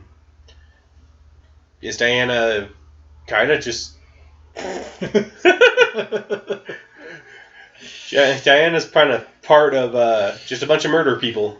When we go into the town, which is, I remember when they put this clip out. And I was like, I can't watch it. But then I watched not the battle scene where she crossed the trench, stuff like that. Where in town, like right here, I was like, I wish I saved that for myself. But nope, I had to watch the clip. Yeah. And I need to quit doing that because like, hey, look, we released like 10 clips for the movie. By the way, it's most of the movie. I'm sure they're like, well, after Suicide Squad, we got to show people we got something good. Yeah. So, like, that didn't seem to do anything to her. Why is she even using her shield? Like, oh, explosion. Yes. There's a thing she does with the shield that I absolutely love. That I'm like, why does Steven do? No, that's what I really love. Her breaking the gun. Busts the gun over. Well, it's because the guns that are used when World War II are going on are a lot more metal than that, and Steve is not as strong as Wonder Woman. Right there. With the shield, slide, kick, sword.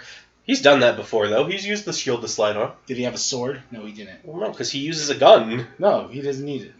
I mean, she doesn't need a gun. She's got a sword. Yeah, look at that slow motion. Bam! And bam! I like this part. Boom! Well, that guy is just dead. He's just laying there on the ground and cut back to him. He's like, why? What did I do to deserve this? I didn't even want to fight in this war.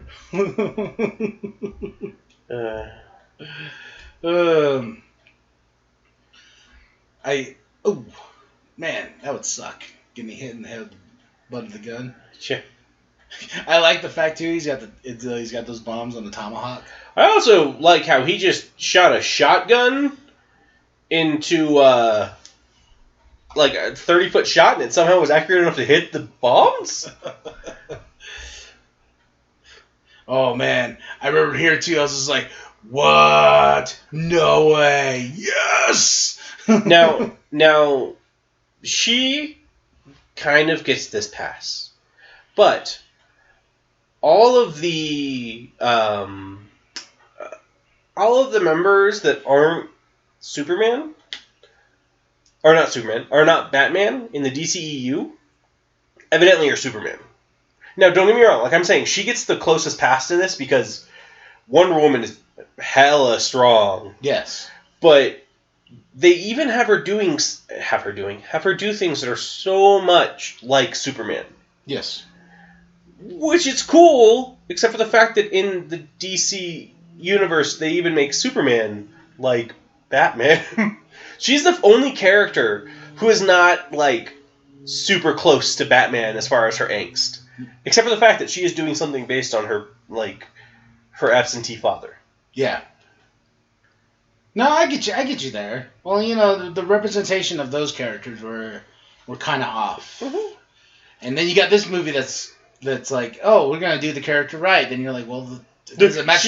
It doesn't match the tone to the other movies that you guys said. No. But she also and like I said, like I'm giving her a pass in this one. This isn't really a negative as much as it is.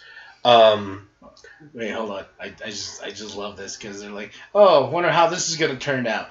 Oh, and by the way, slow mo, boom. She just destroyed a church, which is kind of wrong. But you know what would have been the funniest thing is if she jumped with such force and just slammed them into the ground. She got no extra air. She just squashed them. I like how I was like, what? Our church! Yeah. Oh. It's like, guys. Although, okay, so I was giving them a pass on the slow motion. This fight has some really cool slow-mo parts, but I feel like this fight a little overdoes it on the slow-mo. A little. Not grossly like any Zack Snyder fight. Where... No, I think it's the perfect slow motion. It's not Michael Bay slow motion or Zack Snyder slow motion. Because their slow motions come at a part where I'm like, why are we doing a slow-mo on this? Like, you just have Mark Wahlberg turning around. No, and that's a Michael Bay slow motion. Yeah. But with Zack Snyder, it's any fight scene, there's slow motion. And then in Aquaman, there was really weird slow motion, but that wasn't Zack Snyder anyway. We'll get there. But, no, it's that the slow motion to see the bullets slowing down sometimes are just a little too flash for me. Yeah, it's true. It's true. So. Yeah. But no, I don't know. I think them talking about all of the sad things going on don't necessarily make them sad to me. I love her in that outfit. I like that fez. I do too. You should wear one. Yeah, okay, so various things I don't think I could pull off. Why don't you wear that? Because I would look awesome and nobody wants that. Yeah. Because I got this awesome threads that I'm rocking now. And I look too awesome in that. I also like how he's on the phone and I'm sure she's just like, the hell's a phone? What's this witchcraft? Also, wasn't their town just like occupied by a hostile force? Why are the phones working? Well, they paid their bill. Did you pay bills back then when they had the phone? I'm not 100% sure. I wonder how that worked. That's something good to look up. A little history lesson. Yeah. Because they're all connected on the lines. Depends on who's bringing out the source of all this. Yeah. The telephone's an interesting thing. Yeah. And this takes place... this has been a while after the phones have been invented. I just have a hard time feeling, thinking any of those things. That a small little town like this would have a phone. Even one for the entire town. Somehow I feel like you'd have to go a few towns over to get a phone. I think it would probably make more sense if you had the radio. Yeah. Oh, by all means. Well, let's just... Wait a minute. Is that phone an actual thing that's connected to an actual phone? Or is it connected to a backpack that looks like... No. I think it's actually just connected to the wall into that place. Oh, okay.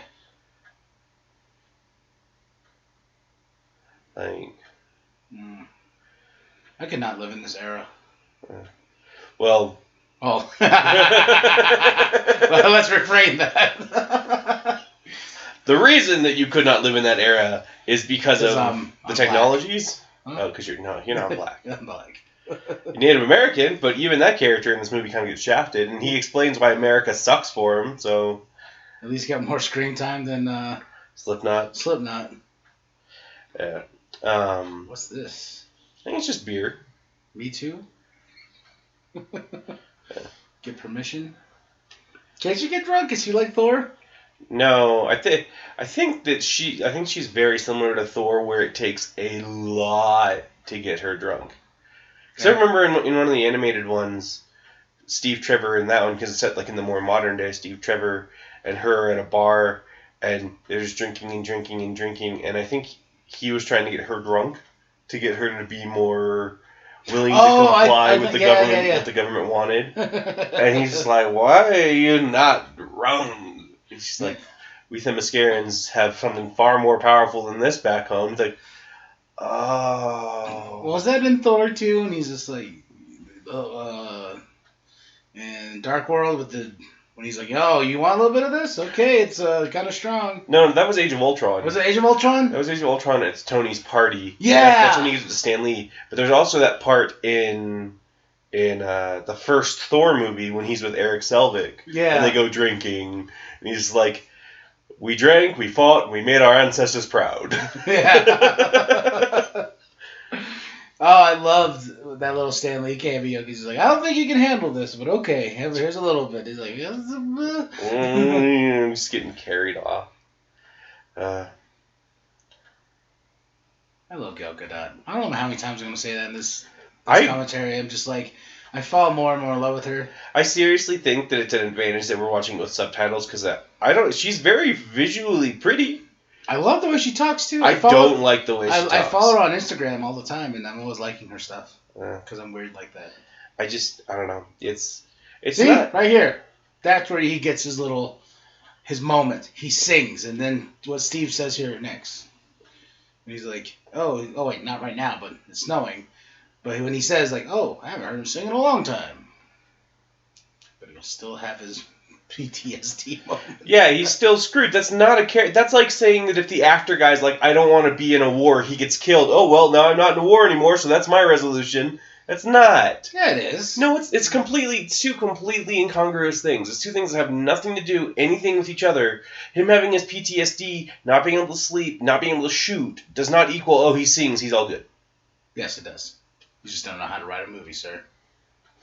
That's his moment. I think myself and the screenwriter in that share that lack of writing a good movie. I think Zack Snyder was part of that process. Because to be honest, I could make an amazing movie. But, no. But, it'd probably be like 70% Marvel movie copying, like this one. You know, I would love, I don't know what weird conundrum of the universe, I would love to see you make a movie in this universe, then a Flix in a different alternate reality. Gets to watch that one and crap all over it. Yeah. Yeah. This was terrible. No, for oh, no. Would it be the opposite, though? I don't know. Like, I love this movie. If it was an alternate universe where he was a good guy, maybe. No, but, I could have made Aquaman better. I believe that. We both could have made Aquaman better. I would have told James Wan, like, this is stupid. I could have made Batman vs. Superman better. The original cut. Like, the way I would have... Because I've told you about this before. How I'm just like, why did they cut out stuff in that story that makes the story make sense for more doomsday fighting, which was really stupid? Like, that's... Well, did you see that somebody actually, like, recut BVS to make it like, oh, this is fun. Like, he brought it down to, like, a little bit under 2 hours. Yeah. But again, like I'm saying, like that was I could have edited that movie. Like I think that would be your thing. Like it wouldn't necessarily directing the movie. I think you would be like in the edit room. Like that's stupid. Why would you do that? Because if you jump to that scene and jump to that scene without any context. I feel like I want to be a screenwriter and editor. Like be part of the not necessarily part of the writing process, but part of the like shooting back and forth as to what makes sense for a movie. Because then they're like, this scene, This is probably one of the most empowering scenes for her in this movie, where it's like she's finally in a movie with a guy. She doesn't have to sleep with the guy because she's a really powerful woman, and it's not about him. I didn't know they slept with each other. They do. It's exactly what's happening right now. I didn't see anything. Did you see anything? Maybe they snuggled. You don't know. What is this movie rated? PG-13? So yes. They're not going to show them hardcore going at it. It's when you show that making out in a room by firelight and then cut to the outside. I'd be like, give me that footage you didn't show. Yeah. But man, I can rock the Chief's outfit. I like his outfit. I've always liked that like gunslinger type style. You know what movie I could direct and make 10 times better too? I wish we can watch it someday together. The Dark Tower. Because I love that. I love the series of books. So the truth of it is, we're both a little old for this. Not that it's impossible. But directing, like being a full-on director, I would love to be a director who specialized in adaptations of comic book franchises, book franchises. Book franchise, comic book franchise, like live action adaptations of things. And I want to be the cosmic opposite of Uwe Boll. Where Uwe Boll's like, yeah, I'm going to make video game movies and stuff like that. And everyone's like, wow, those are terrible movies. And I want to be like, wow, he's making a movie about that? Oh, that's a great movie. Like, I want to be loyal to the stuff. Not too loyal, though. You know. Well, okay, but you saw Watchmen. We all saw Watchmen. That was him being super loyal. But I saw 300 too, and I liked 300. But it altered itself from the book a little bit. It was almost shot for shot from the book. Almost shot for shot, but they took some aspects out. It's just like in Watchmen. Yeah, they did take some things. They didn't have the weird octopus in the end. But I'm more saying I want to be loyal to it. Like a series of movies I would like to make, and it would be a series. Would be The Last Airbender. I think you would kill it. I want to remake that into, and I think, okay, so as crappy as the movie was, for some very unstory-related reasons, such as firebenders needing fire, because you're just like, wow, like, that makes them super weak. put them in some water. They'll never get that fire. Mm-hmm. But... just toss him in a lake. You lose! But, like, I would cut things out, but I would also make the first book, which is, like, the first 12 episodes or so, I would make that 3 movies at least. Oh, yeah. Because he tries to put an entire season of a show into 1 episode. What the hell is wrong with you? So hateful. Everybody hates that movie, though. I have a friend that loves that movie. Well, your friend is wrong. He's super wrong. I went to that to premiere with him, and because he's a big M. Night Shyamalan, and he saw it, he's like, this was brilliant. I was like, I got somebody that'll tell you different. Yeah, you've got a couple 100,000 people that'll tell you different. But he's not in the anime, and he's never seen the cartoon. Well, see, and that's okay, so he's not really a fan of The Last Airbender. He's just a fan of M. Night Shyamalan, who's totally blind. I'm sure he liked Devil. Devil was awesome. Devil was stupid. No. Hear me out before you... Devil was stupid until, like, 3/4 of the way into the movie. Then it was good for a bit. And then the twist ending at, like, the end where it's legitimately the devil. I was like, well, that's, like... the dumbest twist in this movie. That's the greatest twist in the movie. That's me and my wife's first movie. And it was awesome. My wife and I's first movie was RoboCop. And there's a reason we don't know. I'm talking the new one, too, the 2014 one. There's a reason we don't know. No, you jumped in a time machine and went back in time and went to go watch the original RoboCop. Yeah. No, well, and, I mean, our second one was the Lego movie, and we love that one. I hate that movie. Well, see, and that's... I tried to like it. Tried really hard. I think it was because it was ruined by Simpsons for me. Yeah. Well, okay, so that's another movie, though, that, like Devil, I really didn't like the twist at the end. I didn't like it, it's just a kid's imagination playing in the real world with his dad's Legos. And it's like, so... None of this really matters? None of this really matters, but at the same time, like, I liked the story before that twist. I like the premise of like the Legos being alive. Yeah, I do too. That's why universe. I think maybe that's why I was taken out of that movie so hard, because I was like, oh, Will Ferrell. Oh, okay. Well, I love Will Ferrell, but and now it's like there's a sequel. I'm like, okay, well, is this a story, or is this? I know that twist is still there with the kid playing. Well, and from what I've seen of it, it looks like it's going to be like the sister is finally being allowed to play with the toys, and so she's made her own world that she's stealing some of his toys into. Like, that's what it looks like, is there's a real world conflict going above with stuff in the movie kind of filling in for that, but I'm just like, why? Because you're right, now we know that twist is there, and I'm just like, I don't like You could have done that. You there. could have made that the twist at the end of the third movie. Yeah. That would have been like, oh, revolutionary, but to give it to you in the first movie to know that you're going to make sequels. Yeah, no, and that's why I'm not 100% sure they knew they were going to make a sequel. Like, the very end of that movie doesn't seem very sequel-y. It seems very, like, let's just end this fight. Yeah. Well, movie I love with Legos is the Batman Lego movie. It was also, that's actually, Will Arnett is tragically underappreciated in the things he does. Oh, yes. Yes, he is. No.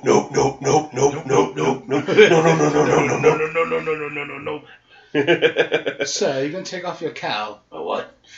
Yeah. Michael Cera in that movie wasn't bad either, but no. And the only problem I have with that movie is just a teeny bit too long. Yeah, I think one of the greatest part of that movie though is that Billy D. Williams plays Two-Face. Yeah. I was like, yes! It took like 20 plus years, yeah, but he got his comeuppance. And if everyone's like, are they still watching the movie? Yes. Steve is talking to Dr. Poison now. Oh, yeah. Now back to the movie. Yeah. No, see, but let's be honest. This isn't a bad movie. This isn't like Suicide Squad where we're actively trying to not talk about the movie. This one, the scene, we're just at a weird part in the movie where nothing important is going on. I mean, maybe as far as the story, but look at that. Not as far as paying attention. Yeah, she took that off of a woman. I know. I'm okay with that because she looks better in it.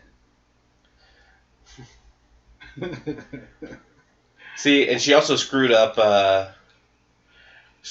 his plan to get close to her. Yeah, well, his accent was pretty good though.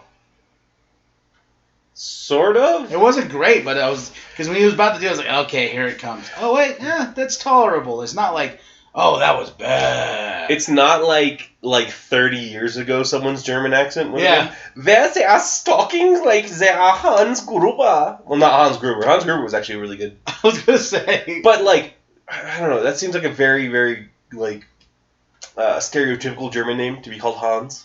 Hans. I am Hans. I am Hans. That's weird you brought up that. Especially with that accent, because me and my father-in-law do that. We call ourselves Hans and Franz. Hans and Franz. See? But that's what I'm saying, is that Hans is like... It gets very weird, and the wife doesn't like it because it gets like, oh, it's the goat's milk. I love the goat's milk. I rub goat's milk all over. Oh, Hans. So, come on, you found it amusing. No, okay. So, what I was going to say to this though is that it seems really random for the fact that one, she's got a sword. She got a sword sticking out. And nobody's just like, eh. But like, second, that one, he's able to stop her. She wanted to get to him. He's out the window. Oh my goodness, I would have loved that. Like, to give a little twist to the scene where she's like, holy, he's like, wait, woof. Just throws him across. Then she like, and you know what would have made it better though is if she thrown him across, felt bad that she hurt him, had to go to his attention, and Ludendorff ran off. Yeah.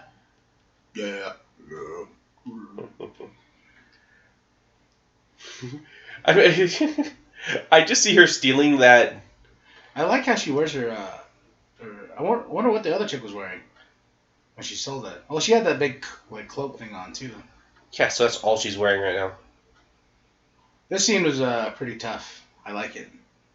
Because it shows her, like, because this is where she gets, like, the altercation between them, like, especially with Steve, like, idiot, I could have stopped that, you know. Mm-hmm.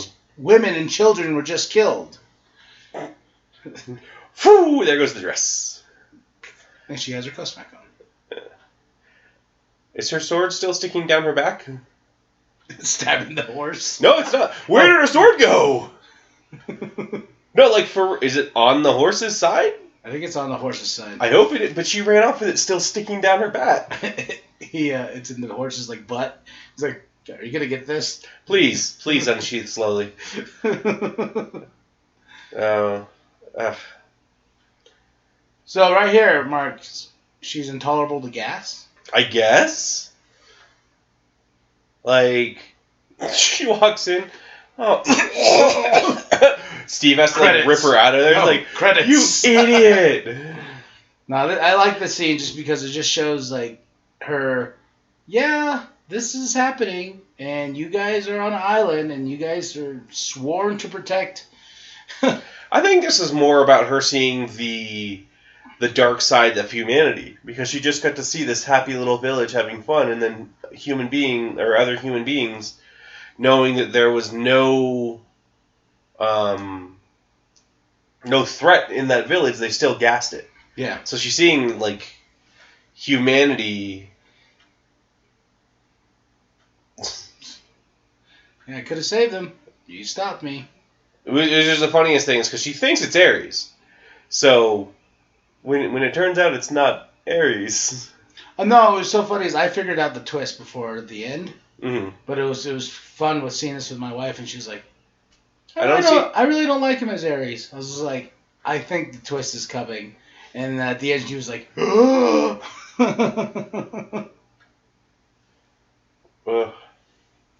Now we go into Act 3. Yeah. Yeah, there's a motorcycle. Yeah, there's Captain America's motorcycle. Stop. I'm sorry, but it's... But it doesn't look as cool as Captain America's. It doesn't look as cool as Captain America's. See, there it is. Did you just rip it out of the sword or the horse's throat? He's like, thank you. Oh, thank God. I can breathe.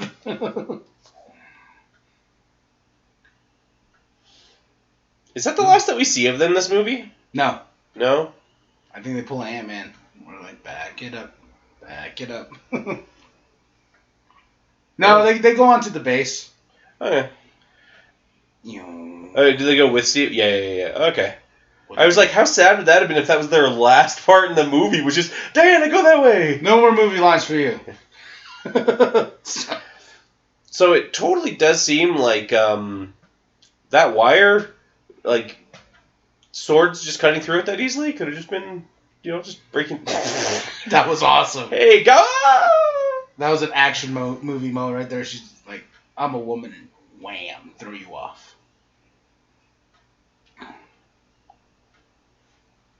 Wow.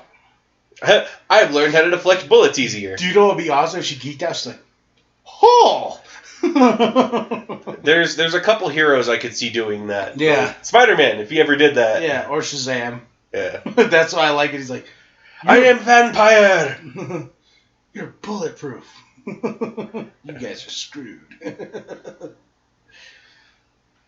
I like how whatever this medicine is that puts a human up to the super strength of an Amazon, yeah, especially Diane, is just kind of gone forever after this. Can you imagine if that was like, well, no, that wouldn't really make sense. I was gonna say if that was like the basis for the Venom formula. Yeah. It's a good fighting scene, though. Yeah, it's a good misdirect too, like having him actually have this strength against her. Well, then, boom. See, slow motion done right. Yeah, you stop it at the kick. You don't just keep it going. I will say though, like Marvel doesn't really use slow motion except for in like very. No, after we had that conversation after BVS, after we saw it together, I went back and watched a few Marvel movies, and I was like, No, no slow motion. Like, I think that one of the key moments of slow motion I think I remember is... Guardians? Well, I was saying when Steve throws his shield in the first Captain America. Oh, like, yeah. One of the times he throws his shield where it's cutting between scenes. Yeah. It cuts to slow motion. Yeah, I remember I was like, all right, here we go. I also like how she can fly now. She's not flying. She's falling with style. Well, she does fly. No, but that's never, like, to this point. No, to this point, it's never been established. And then in the entirety of BBS, when you see her, there's that chance that she flew in to save Bruce, but you never actually see her fly. And then, I don't know if you ever see her fly in Justice League. I think she's going to fly in the next one. No, it's so funny. It's like, I remember my wife was like, that was it? That's the big battle? That's very subtle. I was like, I think it's more than that. I like how she complains about him, Ludendorff, Danny Houston playing Ares. It's like, oh no, but actually his death is quite beautiful. Oh. There's more movie. So there wasn't a subtle a movie as it really was. Yeah, because that was a little bit too anticlimactic and really quick and like, oh, okay, he's dead. But I also think it's really weird, though, that she thinks that for some reason just killing Ares is suddenly going to make all of this stop. Well, that's what she was led to believe. And her mother couldn't tell her the truth. But I'm more saying, like... Oh, that's some blood. So you kill this one person and instantly expect everyone to cease what they're doing and be like, I'm happy and friendly now. Well, it's like the devil. Like, think of the devil. Like, if you went and killed the devil, you would think that all the bad stuff in this world would stop. But you don't think... I wouldn't think it would stop instantaneously. Well, I wouldn't think it'd stop instantaneously. I would say these men are just doing their job. They aren't evil or good. The people above them would be the ones that are either evil or good that makes the decision. So they'd be the ones to be like, I should stop this. Like, this thing has been lifted from me. When Jack the Ripper's about to stab somebody, he's just like, can I buy you coffee? You what? Okay, so this sounds really weird, but that just made me think of the Family Guy episode where all of them go to jail. Oh, and there's that guy who's gonna like kill Joe, and he's like, he's not here, and he stabs himself. He's like, ow, is that what I've been doing to people? I belong here.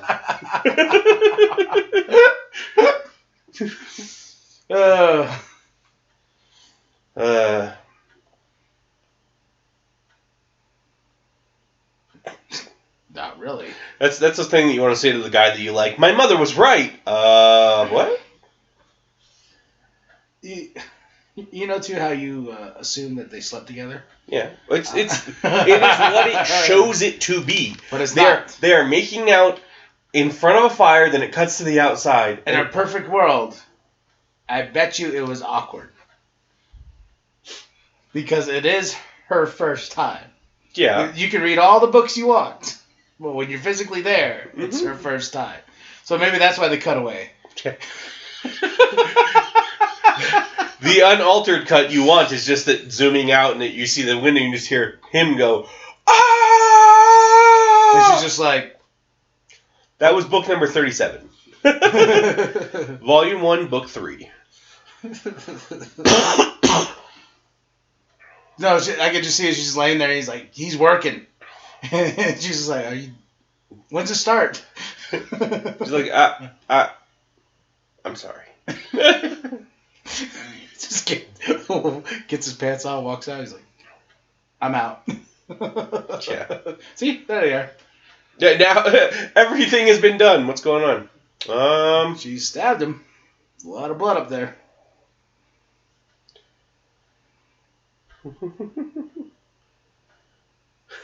He accidentally fires once, and it just I knew you were gonna say that. No, he accidentally fires once though, flies off, hits one of the bullets, and it just explodes the entire area. Just, well, I guess we won. Good job. We won, Charlie. Quiet metallic rattling. Now, yeah, I threw up my devil horns. Because I was like... I like how he's, slowly reading behind, waiting for her to notice, and he's just like... Come on, pay attention. I'm waiting. Oh, I love it. I love him as Ares. I only wish he was more muscular. Like, No. no. When he becomes Ares, though. Like, not all bad guys need to be muscular. The god of war. Yeah, he lost him. He let it go. Yeah, let's. He let it go. Come on, man. He's lived long enough to realize it's like, I've had pizza and all this other good fine food. What stopped Ares from destroying the world? Pizza. Literally. It's his favorite food. He eats it every day. I'm sad that guy doesn't still have his fez on. I know they're trying to be covert, but imagine if he had the gas mask and a fez. That would be very comic booky. It'd be awesome. Wear it for like 10 seconds, then take it out. That plane is badass. I really like that. Yeah. So I love how it had to cut to the scene of her like reaching for a sword, not realizing it there. Cut back to the guys. Then it jumped back to her jumping down in the exact same spot, having jumped up to the roof to grab her sword out of Ludendorff to get back there. Hold on. Yeah. No, the reason why it cuts to them because she's like this. I stabbed so well. Man, I stabbed him so hard. Can you give me a second? I don't know my own strength. But then, what she really should have done is, like, from the roof, jumped through the roof, and tried to attack him by surprise. Well, she's still in shock. I'm outside now. The funniest thing was just 20 minutes of this, just her going back and forth, and him just hopping from place to place. Then she just puts the sword back. You're like, you know what? Whatever. Men are still going to be bad. Check. That's not the God Killer. She just smacks him with the hilt and it kills him. Oh. That's the God Killer. Oh. That's some Indiana Jones Holy Grailness right there. Yeah. It was not the blade, it was the hilt that could take down a god. Say what? So, I also love, though, that what this movie shows later on in Justice League is that Diana is a god. Like, it's saying that Diana is a god. Yes. And...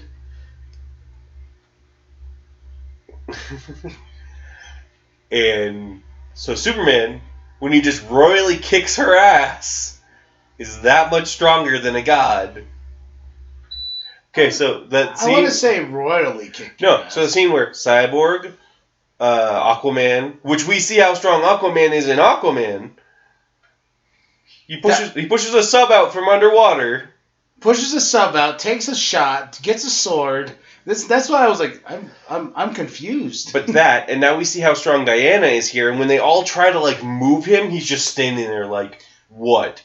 And then she goes to like do her thing to him, he grabs her arms and headbutts her into the ground. My favorite is still and always will be in that scene, The Flash. He runs and he goes, I see you. And he's like, oh, what? That is probably the only good part of Ezra Miller's depiction. No, of the that's Flash. what I was just about to say that. which wait till we get to Justice League. We got some problems with that. Not on par with our Aquaman review, but yeah. And if I had to say, I still love this movie more than Aquaman. Well, yeah. This is probably the best of the DCEU right here. Because it's playing like a Marvel movie. It is. It's in. I hate. Oh, sorry, DC fans for hearing that. This movie literally is like, hey, we found the coach's playbook. Yeah. Well, okay, but to that though, we talked about this after Aquaman. They do the same thing there. Tried to. Yeah. Well, yeah. But they were still they unlike trying to copy predominantly one movie like this one does, where it's just copying Captain America. They try to do like 3. He's got a Thanos vibe here too, because he's like, hey, we kill everybody. Everything's green again. Yeah. I like when bad guys' motivations are like, I'm like, that's still bad, but he's got a point. Yeah, but at the same time, I mean, he's also doing it because he's trying to seduce her, where, like, When Thanos does it, Thanos is like, this is what I'm doing regardless of if you agree or not. This is why I'm doing it regardless no. if you agree or not. I wouldn't compare it to that level. I meant just when bad guys do that, then you're like, oh, well, that makes sense. Yeah. But I get what you mean. With Thanos, he's like, no, this is the mission. There's no, like, you can't alter it, you can't do this. I'm going to make any sacrifice. He didn't want anybody on his side. Oh no, trees are totally going to stop her. Which, by which you mean wood. You said wood. If Steve Trevor didn't stop her with that, I don't think any wood's going to stop her. I think that was the problem. The funniest thing is that she was a Green Lantern, the original Green Lantern. She's like, God, wood's my weakness. Steve, how dare you? I read that there's a petition for Ryan Reynolds to do another one. See, I don't think Ryan Reynolds was the problem with that movie. I don't think so either, but Chris Pine as Green Lantern? Or as Hal? Yeah. I mean, again, I don't mind that one as much either. See, look! Oh? Oh my god. See, okay, no, something else. What? Something else that could have totally made me, like, respect this movie's arc with Charlie is if Ares was about to hit Diana with something, like, to kill her, he fired and hit Ares in the head to, like, knock him off balance. Obviously, it wouldn't kill him, but to knock him off balance, and that's what saved Diana, was Charlie getting over his PTSD to save her. He sang on...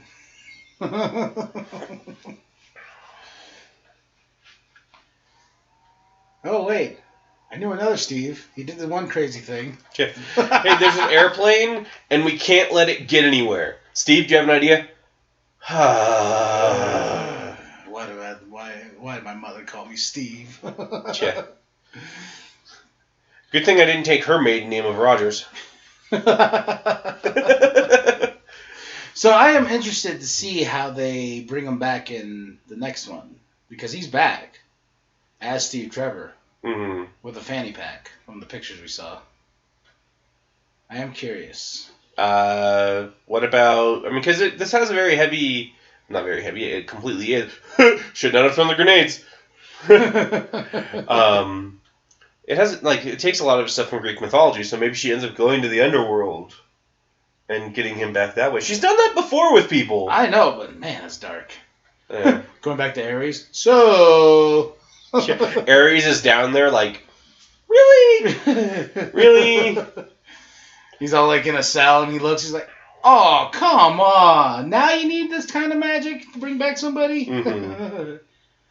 No, so I haven't watched this in forever, but there's a How It Should Have Ended for this one, which is the funniest thing, where he's just like, I've got to do this. She's like, no, I'll take care of it. And she flies her invisible jet and just blows it up. I like this scene, too, because you didn't get what he said. Because she was like, I can't hear And she has to remember it later of not having actually heard it the first time. It was beautiful. My name is Steve, and for some reason we all have to jump in a plane. I'm compelled to sacrifice myself. Instead of that guy pulling. You know what's funny is that guy's gonna live and Steve isn't. How do you know? He probably broke his neck. Oh yeah, here we go. I'm gonna make random armor out of all this stuff and mold it. Oh, it's so metal. Maybe the funniest thing though is that just like part of it was still explosive, so he just blows himself up. Like right in his helmet. Yeah. Oh, his little horns are actually grenades. Oh yes, look at this. This is awesome. Yeah, man, that's. You know what's weird about that? What? Actually, because this movie came out. This came out the same year as Thor Ragnarok, didn't it? 2017. Yeah. So, this came out in the summer, and then we get Hela in Ragnarok coming out in November, who pretty much has the same thing where she just creates weapons. Yeah, that's true. That's true. I don't think either of them were copying each other because they're too close for that. But that's kind of a neat thing. That is, and I like the way Ares looks in this movie. Mm-hmm. I just love when he just does that with his hands to make the opening for the mask. I'm like, oh, I want that power, but I'd probably burn myself. Yes, let's blow up all this stuff. Oh god, we didn't get close up! Oh, that was too close. I cut the wick in half. What? Why? Actually, we just doused the entire piece of dynamite in the gasoline. Why? It seems like a good idea at the moment. You know what would have been a fun fight for the time? If this had been on a Zeppelin. Oh. See, I don't know if Zeppelins had been made by this point in time. I think they were.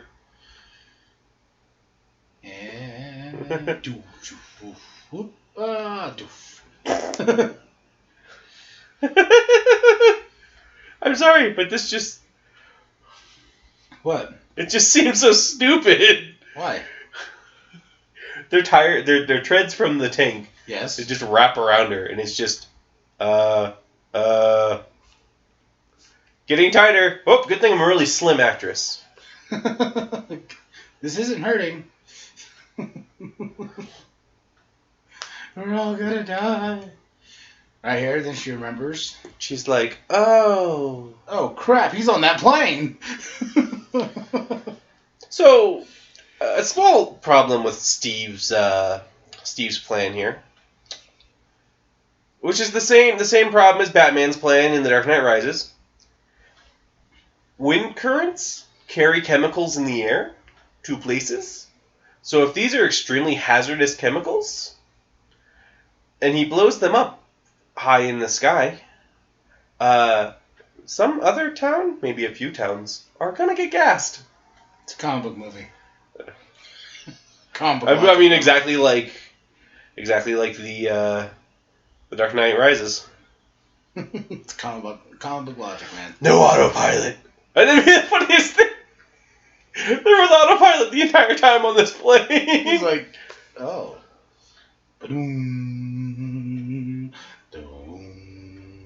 Little do you know, that many chemicals put together exploding actually creates a time vortex that takes you to the future. To the 80s. To the 80s. What if the next one will be set in the 90s? Like the third one? Shit. They just never get back to the Justice League era time. Like, we're gonna stay behind that as much as possible. Yes. This is where I geeked out too. I was like, Gadot! You know, this is pretty much the equivalent of any other movie where when the male protagonist's girlfriend gets killed or something like that. No, that's why I liked it, because you see, and you're like, these guys are like, what was that? I just the face she makes is just like, I farted. Oh, you had the right. Well, that was her first one when she exploded out of the treads. Was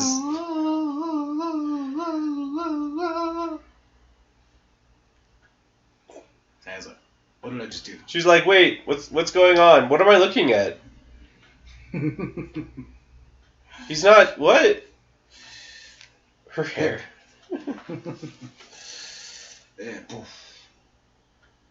I see you like being on top, Diana. This part, geeked out so hard too. Oh. The funniest thing is if they'd blown her up already. He's like, dang it, I had a moral lesson for her in that. Yes! This made my comic book nerdiness happy. Her holding up the tank. Because you've seen those drawings of her holding the tank back in the day? Like when she first came out? Yeah. Mm. There's a very awesome panel shot of her holding a tank up, showing how strong she is. So that there was like, yes! All that makes me think of when you say it like that is that, like, Action Comics #1. When he told him the car, and they just went, we have to make her stronger. Give her a tank. Give her a tank. But less close. I'd like to see Superman fight one time in, like, Wonder Woman's equivalent of an outfit. No, I'd be like, Wonder Woman, like, Superman just got back to the fortress, he's like, I'm gonna dip in this pool in my skivvies, and and all of a sudden he hears he just shows up to wherever. Just like he gets this alert that's like this nuke coming. He's like, damn it! All right, and he goes And he forgets all about his clothes, and he takes it. He's like, "All right, Mr. President, save the day." Soups. Yes. Is that a Kryptonian anatomy thing, or should we just be jealous of your parents? What? Oh, whoa. I got in a hot tub. You see, I was chilling, and You'd be the funniest thing. She's holding it above her head, contemplating killing her, but just the way she's holding it, the weight doesn't support it, so it just falls over on top of her, and she's just holding that part she's holding. It just drops on poison. She's like, "Oops, that wasn't on purpose." They're everything you're saying, but so much more. Wow, if only she used this power ever again. Yes. He's like, "Oh no, she's clinking them together."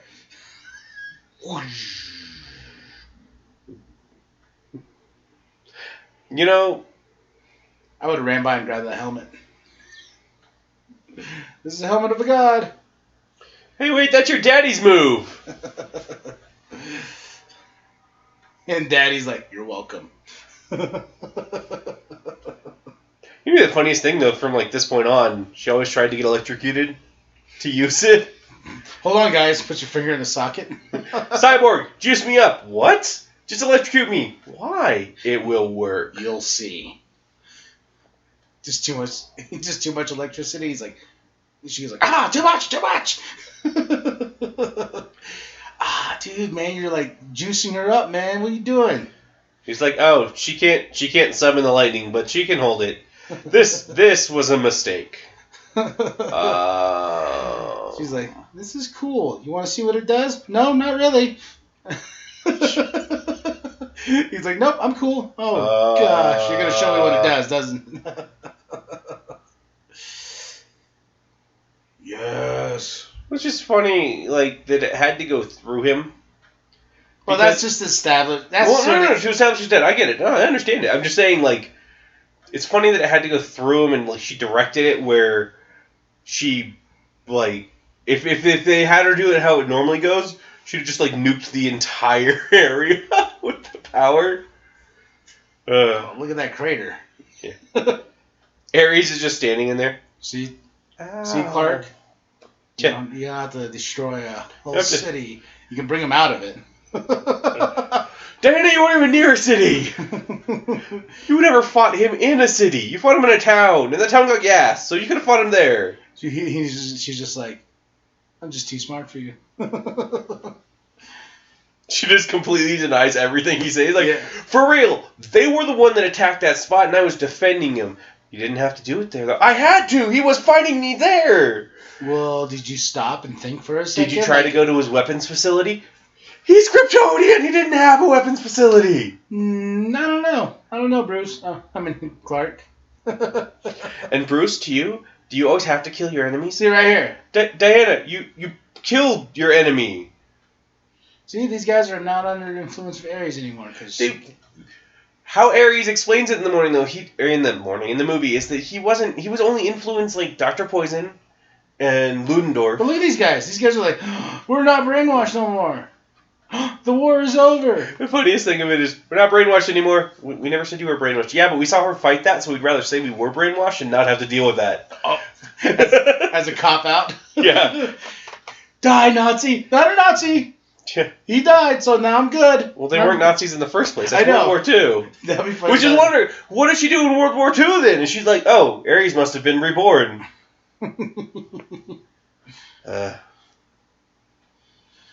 Oh, look at him. Look at the chief. I should get a hat like that. I couldn't braid my hair like that, though. I'm wondering what's going to happen to Edda, too.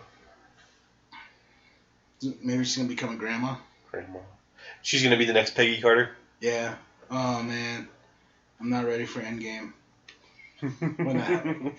And you know they're going to tie that up so well in the bow. Yeah.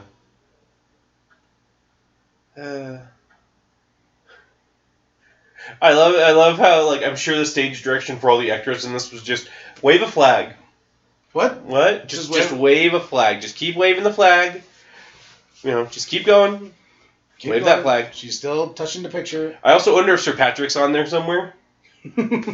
He died in this war. What did he do? He caused it, but he died in this war. Or she'd just be like, don't put him up for remembrance. Yeah, but we have to remember him. You killed Ares. She's sad. He's like, huh. Now I'm going to go hide from the world. I feel so relieved. F you, world, for the next 100 years. Or until 1984, apparently. Even though that doesn't fit my backstory that I've said before. I still love that scene between her and Bruce in Justice League, though. He's like... Because he brings up Steve Trevor, and she just, like, hits him, and just like, oh, crap. And Flash is all... If she kills you, we got her back.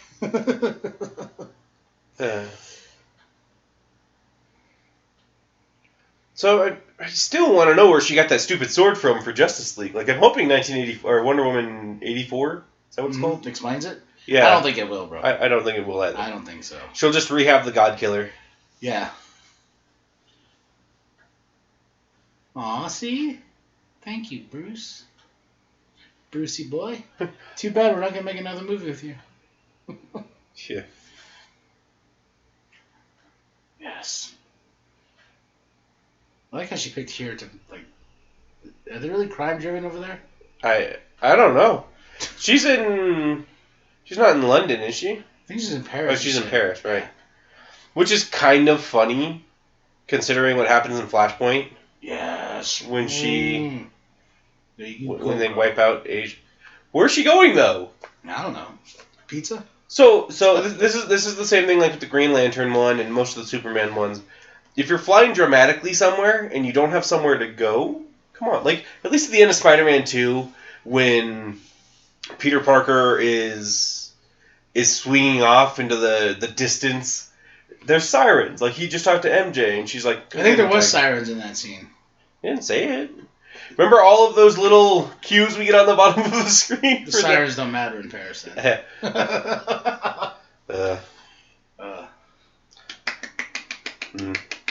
Great movie. Great movie.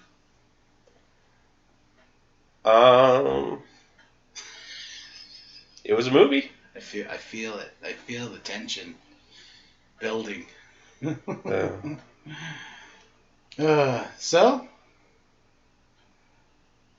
So we have finished watching Wonder Woman. We're in the little mid-credits hullabaloo. If you... Another thing Marvel does. Yeah.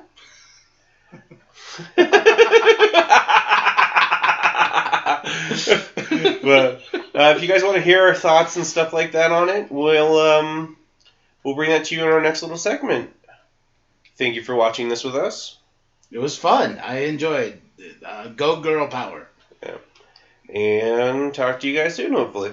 Hey guys, back for our post-view section of Wonder Woman. We're going to break this into a few segments. First, we're going to start with what we liked. I liked how much this was like a Marvel movie. I'm not specifically saying Captain America in that, but I am saying legitimately, like, you watch the other DCEU movies especially, they're trying to be a Marvel movie without trying to be like a Marvel movie. That makes sense. But, and it's they take these, Suicide Squad. Marvel can make a movie with 5 people that nobody knows about and make it into a solid movie with like very little framing to the characters themselves beforehand. So we can do that with Suicide Squad. No, it fails. Even though their characters should have in theory been more relatable because they're on Earth. Batman vs. Superman. They went, the Avengers come out. We need to like speed up our DCEU to catch up to the Avengers. So we're going to kind of mix together Iron Man and... I don't even know another one you count Superman's part of this movie being. Sad man. But with Wonder Woman, they finally went, let's have a compelling hero who tries to do good in a world conflict. It's not like World War II isn't about Captain America. He's trying to help. World War I isn't about Diana. She's trying to help. They're trying to save lives. And, even down to having the overly comical, comic booky villain, it really cuts into what makes a Marvel movie great, is what does this. What? I thought of something real quick, not digging into your thoughts, but it's like someone found the Captain America First Avenger script and just went through it and just scratched out Captain America's name. They put Wonder Woman. I never call her that, though. So I know, it'd be but Diana. Then, So what you liked? Let's go to you then. I liked it all. I love Gal Gadot as Wonder Woman. I love how dramatic you get to her revealing the suit. I love, even though, yes, it is a Captain America copycat, but I think it's done in a way to where I don't even notice it. Like, Captain America doesn't even come to my mind unless I'm sitting next to you. And and I love Steve Trevor. I love the way Themyscira is introduced. I love her mom. I just love this movie. It's one of these movies like I'm willing to be like, play it again. Because it was so easy to get through it the first time with you on this. So then, what we hated, I kind of hated the unoriginal aspect of this movie, and it's the same thing I liked about it. Is I liked it. It's a lot like a Marvel movie, but I also hate the fact that it's pretty much ripping off a Marvel movie. I'm not we've talked about this during the movie, but I'm not a fan of Gal Gadot's accent. It really takes me out of the character when she sounds so weird. So sexist. No, I've got no problem with her mom. Although I do, but I have a problem with her mom because she's trying to sound like Gal Gadot does. I still don't get it. Like we talked about Chris Pine being Steve Trevor. Neither of us he wasn't our dream actor on that for either of us, and he does it serviceably, but when Steve Rogers flies in the plane and blows it up to save the day, it's just ridiculous. Yeah. And it's, I don't know, I like it just because it gives the character a little bit more oomph to be like, oh, okay, it just got real. I need this war just got personal. Exactly. She needed that little boost. And that little thing he says there when he gives her the watch is beautiful. It made me tear up a little bit when I was in the theater. Because I cry a lot now when I watch movies. I just imagine him handing the watch now and just the stupid superhero-y line of, I hope this watch is out for you. And just what? I can't go. I'm on the clock. Although you have the clock. And you're just stop it. But, so, what did you hate?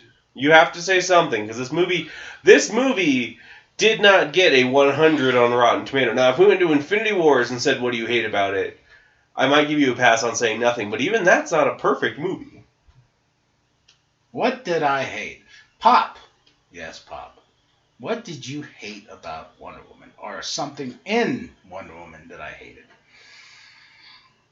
The use of Dr. Poison. Mm-hmm. There we go. I know that character very well. She's a big nemesis to Wonder Woman. And kind of just using her on the sidelines like that was kind of that's not... okay, for fanfare, I guess. I guess we'll have her in that role. This movie's all about women dominance. Why can... At least in the next movie, we're going to get Cheetah. Which is, a better known main nemesis of Wonder Woman. Yeah, and I remember, just my geekiness of, just remember someone's like, oh, Dr. Poison's in this movie. Like, what? Dr. Poison's in this movie?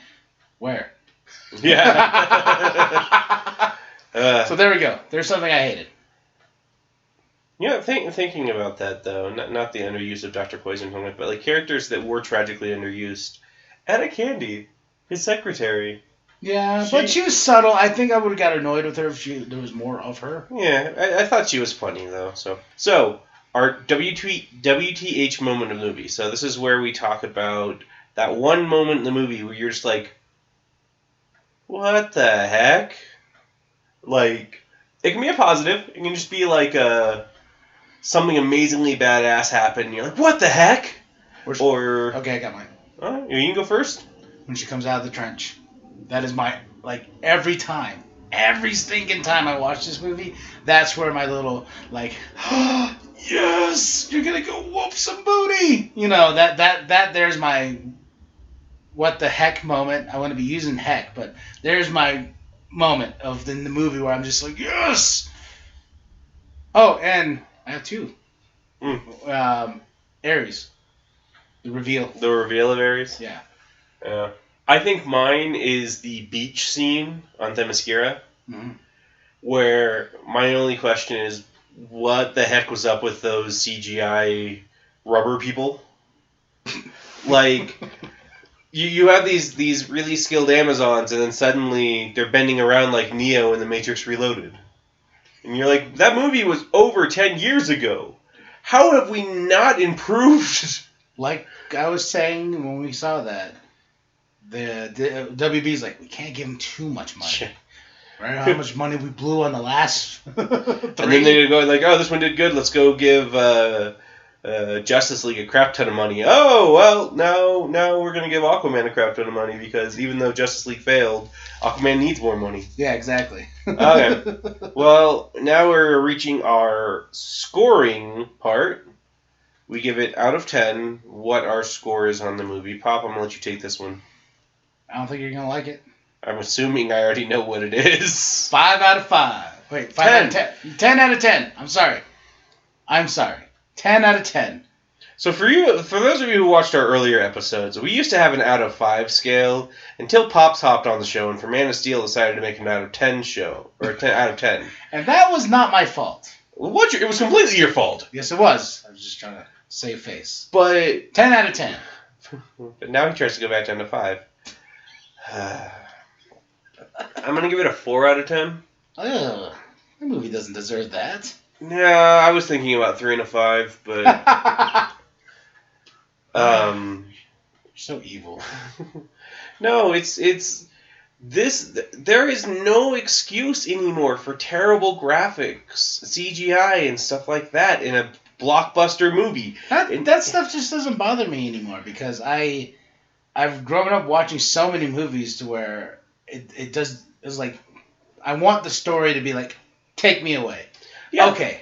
Yeah, but the story doesn't take you any further away than Captain America: The First Avenger did. But the end of Captain America: The Avenger at least had the setup for Avengers in there. Where this one, which is also kind of funny if you think about it, the movie right before the big team-up movie was Wonder Woman, and then was Captain America: The First Avenger. Yeah, because this was in November, then Justice League was in... The next year. November. Yeah.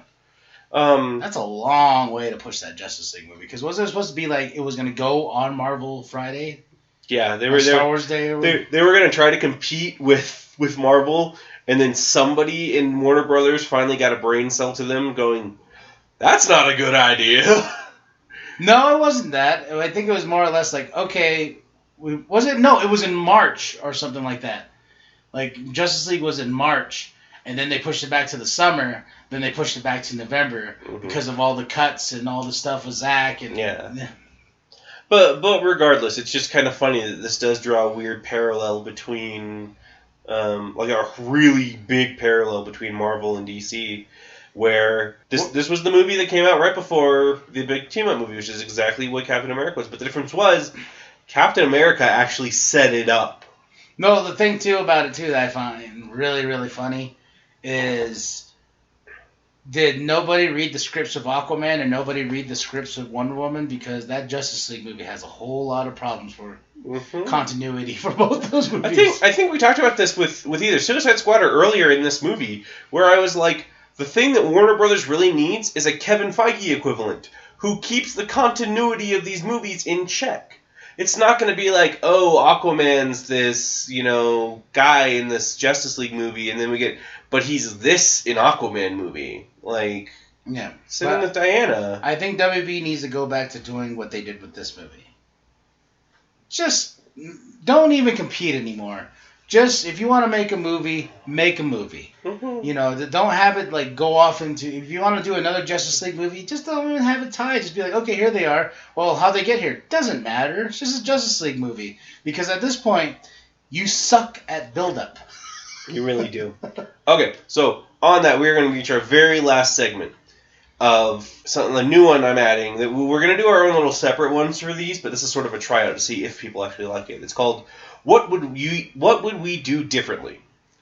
As far as, because we already talked about our casting differences, but as far as the plot of this movie, how would you alter it from this to make a story that you feel would be better? I would like to see the continuation of the Diana we got in BVS. Because I really feel like you don't need an origin, per se. You know, So you'd have completely differently done this movie. This movie wouldn't have taken place in World War I. It would have been post BVS. I think that's why I found it weird. Maybe that's the thing I hate. No, there we go. It's, you know, that was the thing I found weird. Was like when they were like, okay, this is set in, you know, WWE 1. I'm like, oh, so you are going back from when you introduced her to give us an origin story, but you really don't need to. Mm-hmm. You can cut to stuff to help the story evolve. Have flashbacks. You know, that's the purpose of a flashback. I wanted to see Diana deal with today. Mm-hmm. You know, that I think, you're still not going to get that in the next one, though. Nope. So when I heard the second one, I was like, all right. They're like, she's in the 80s now. I'm like, is this a thing? Now she's ripping off Wolverine in Days of Future Past. Yeah, so, or the X-Men movies. Yeah. Because was it the first X-Men was in 70s? Oh, First Class was in 70s? No. I was going to say the first X-Men was in the 2000s. No, X-Men First Class was in the 60s. No, but I'm saying X-Men, the very first one. I know, but I'm talking about First Class. I know, but you said X-Men, so I'm pointing out that, like, it started in the 90s, went to the 2000s, or started in the very late 90s, early 2000s, went into the 2010s, and suddenly, like, let's reboot. Yeah. Well, but it wasn't really a reboot, though. It was a soft reboot. Like, with the things that Wolverine changed in Days of Future Past. Such a good movie. Altered the future world. Yes. Just say we're sorry for X-Men 3. We're sorry for X-Men United. Why did we do that? Why? Yeah. But here's Dark Phoenix. Yeah. Which, when, you know... Hey, here's this trailer. It's going to come out in February. The day after the trailer comes out. Yeah, it's not coming out till at least June. Why give us that tease, you dicks? No. Okay. So the thing, I don't mind it being set in World War I as much. You sure do when you every time you bring up Captain America. Well, no, I'm saying the reason they picked World War I instead of World War II was because of Captain America. They would have picked World War II otherwise, I think, because... Like, World War I, the Germans aren't, like, super evil bad guys like in World War II. Like, I'm talking real-life history. Like, World War I was the Germans. World War II was the Nazis. Where we're having it, her join the Alliance, the Allies. Having us join the early day Allies in stopping, Germany from gassing people. And I think the key things I would have changed is I probably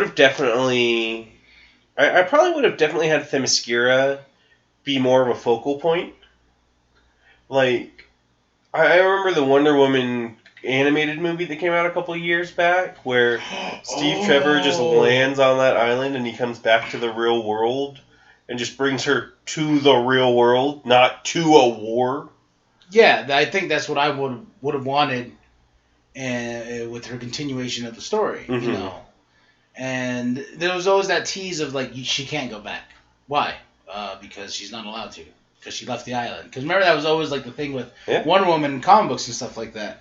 But she's visited Themyscira a lot. Yeah, and that's why certain continuities in DC Comics is kind of off. But the end scene in Washington when they're fighting in that Wonder Woman movie. Mm-hmm. When she beheads Ares. Yeah. Yeah.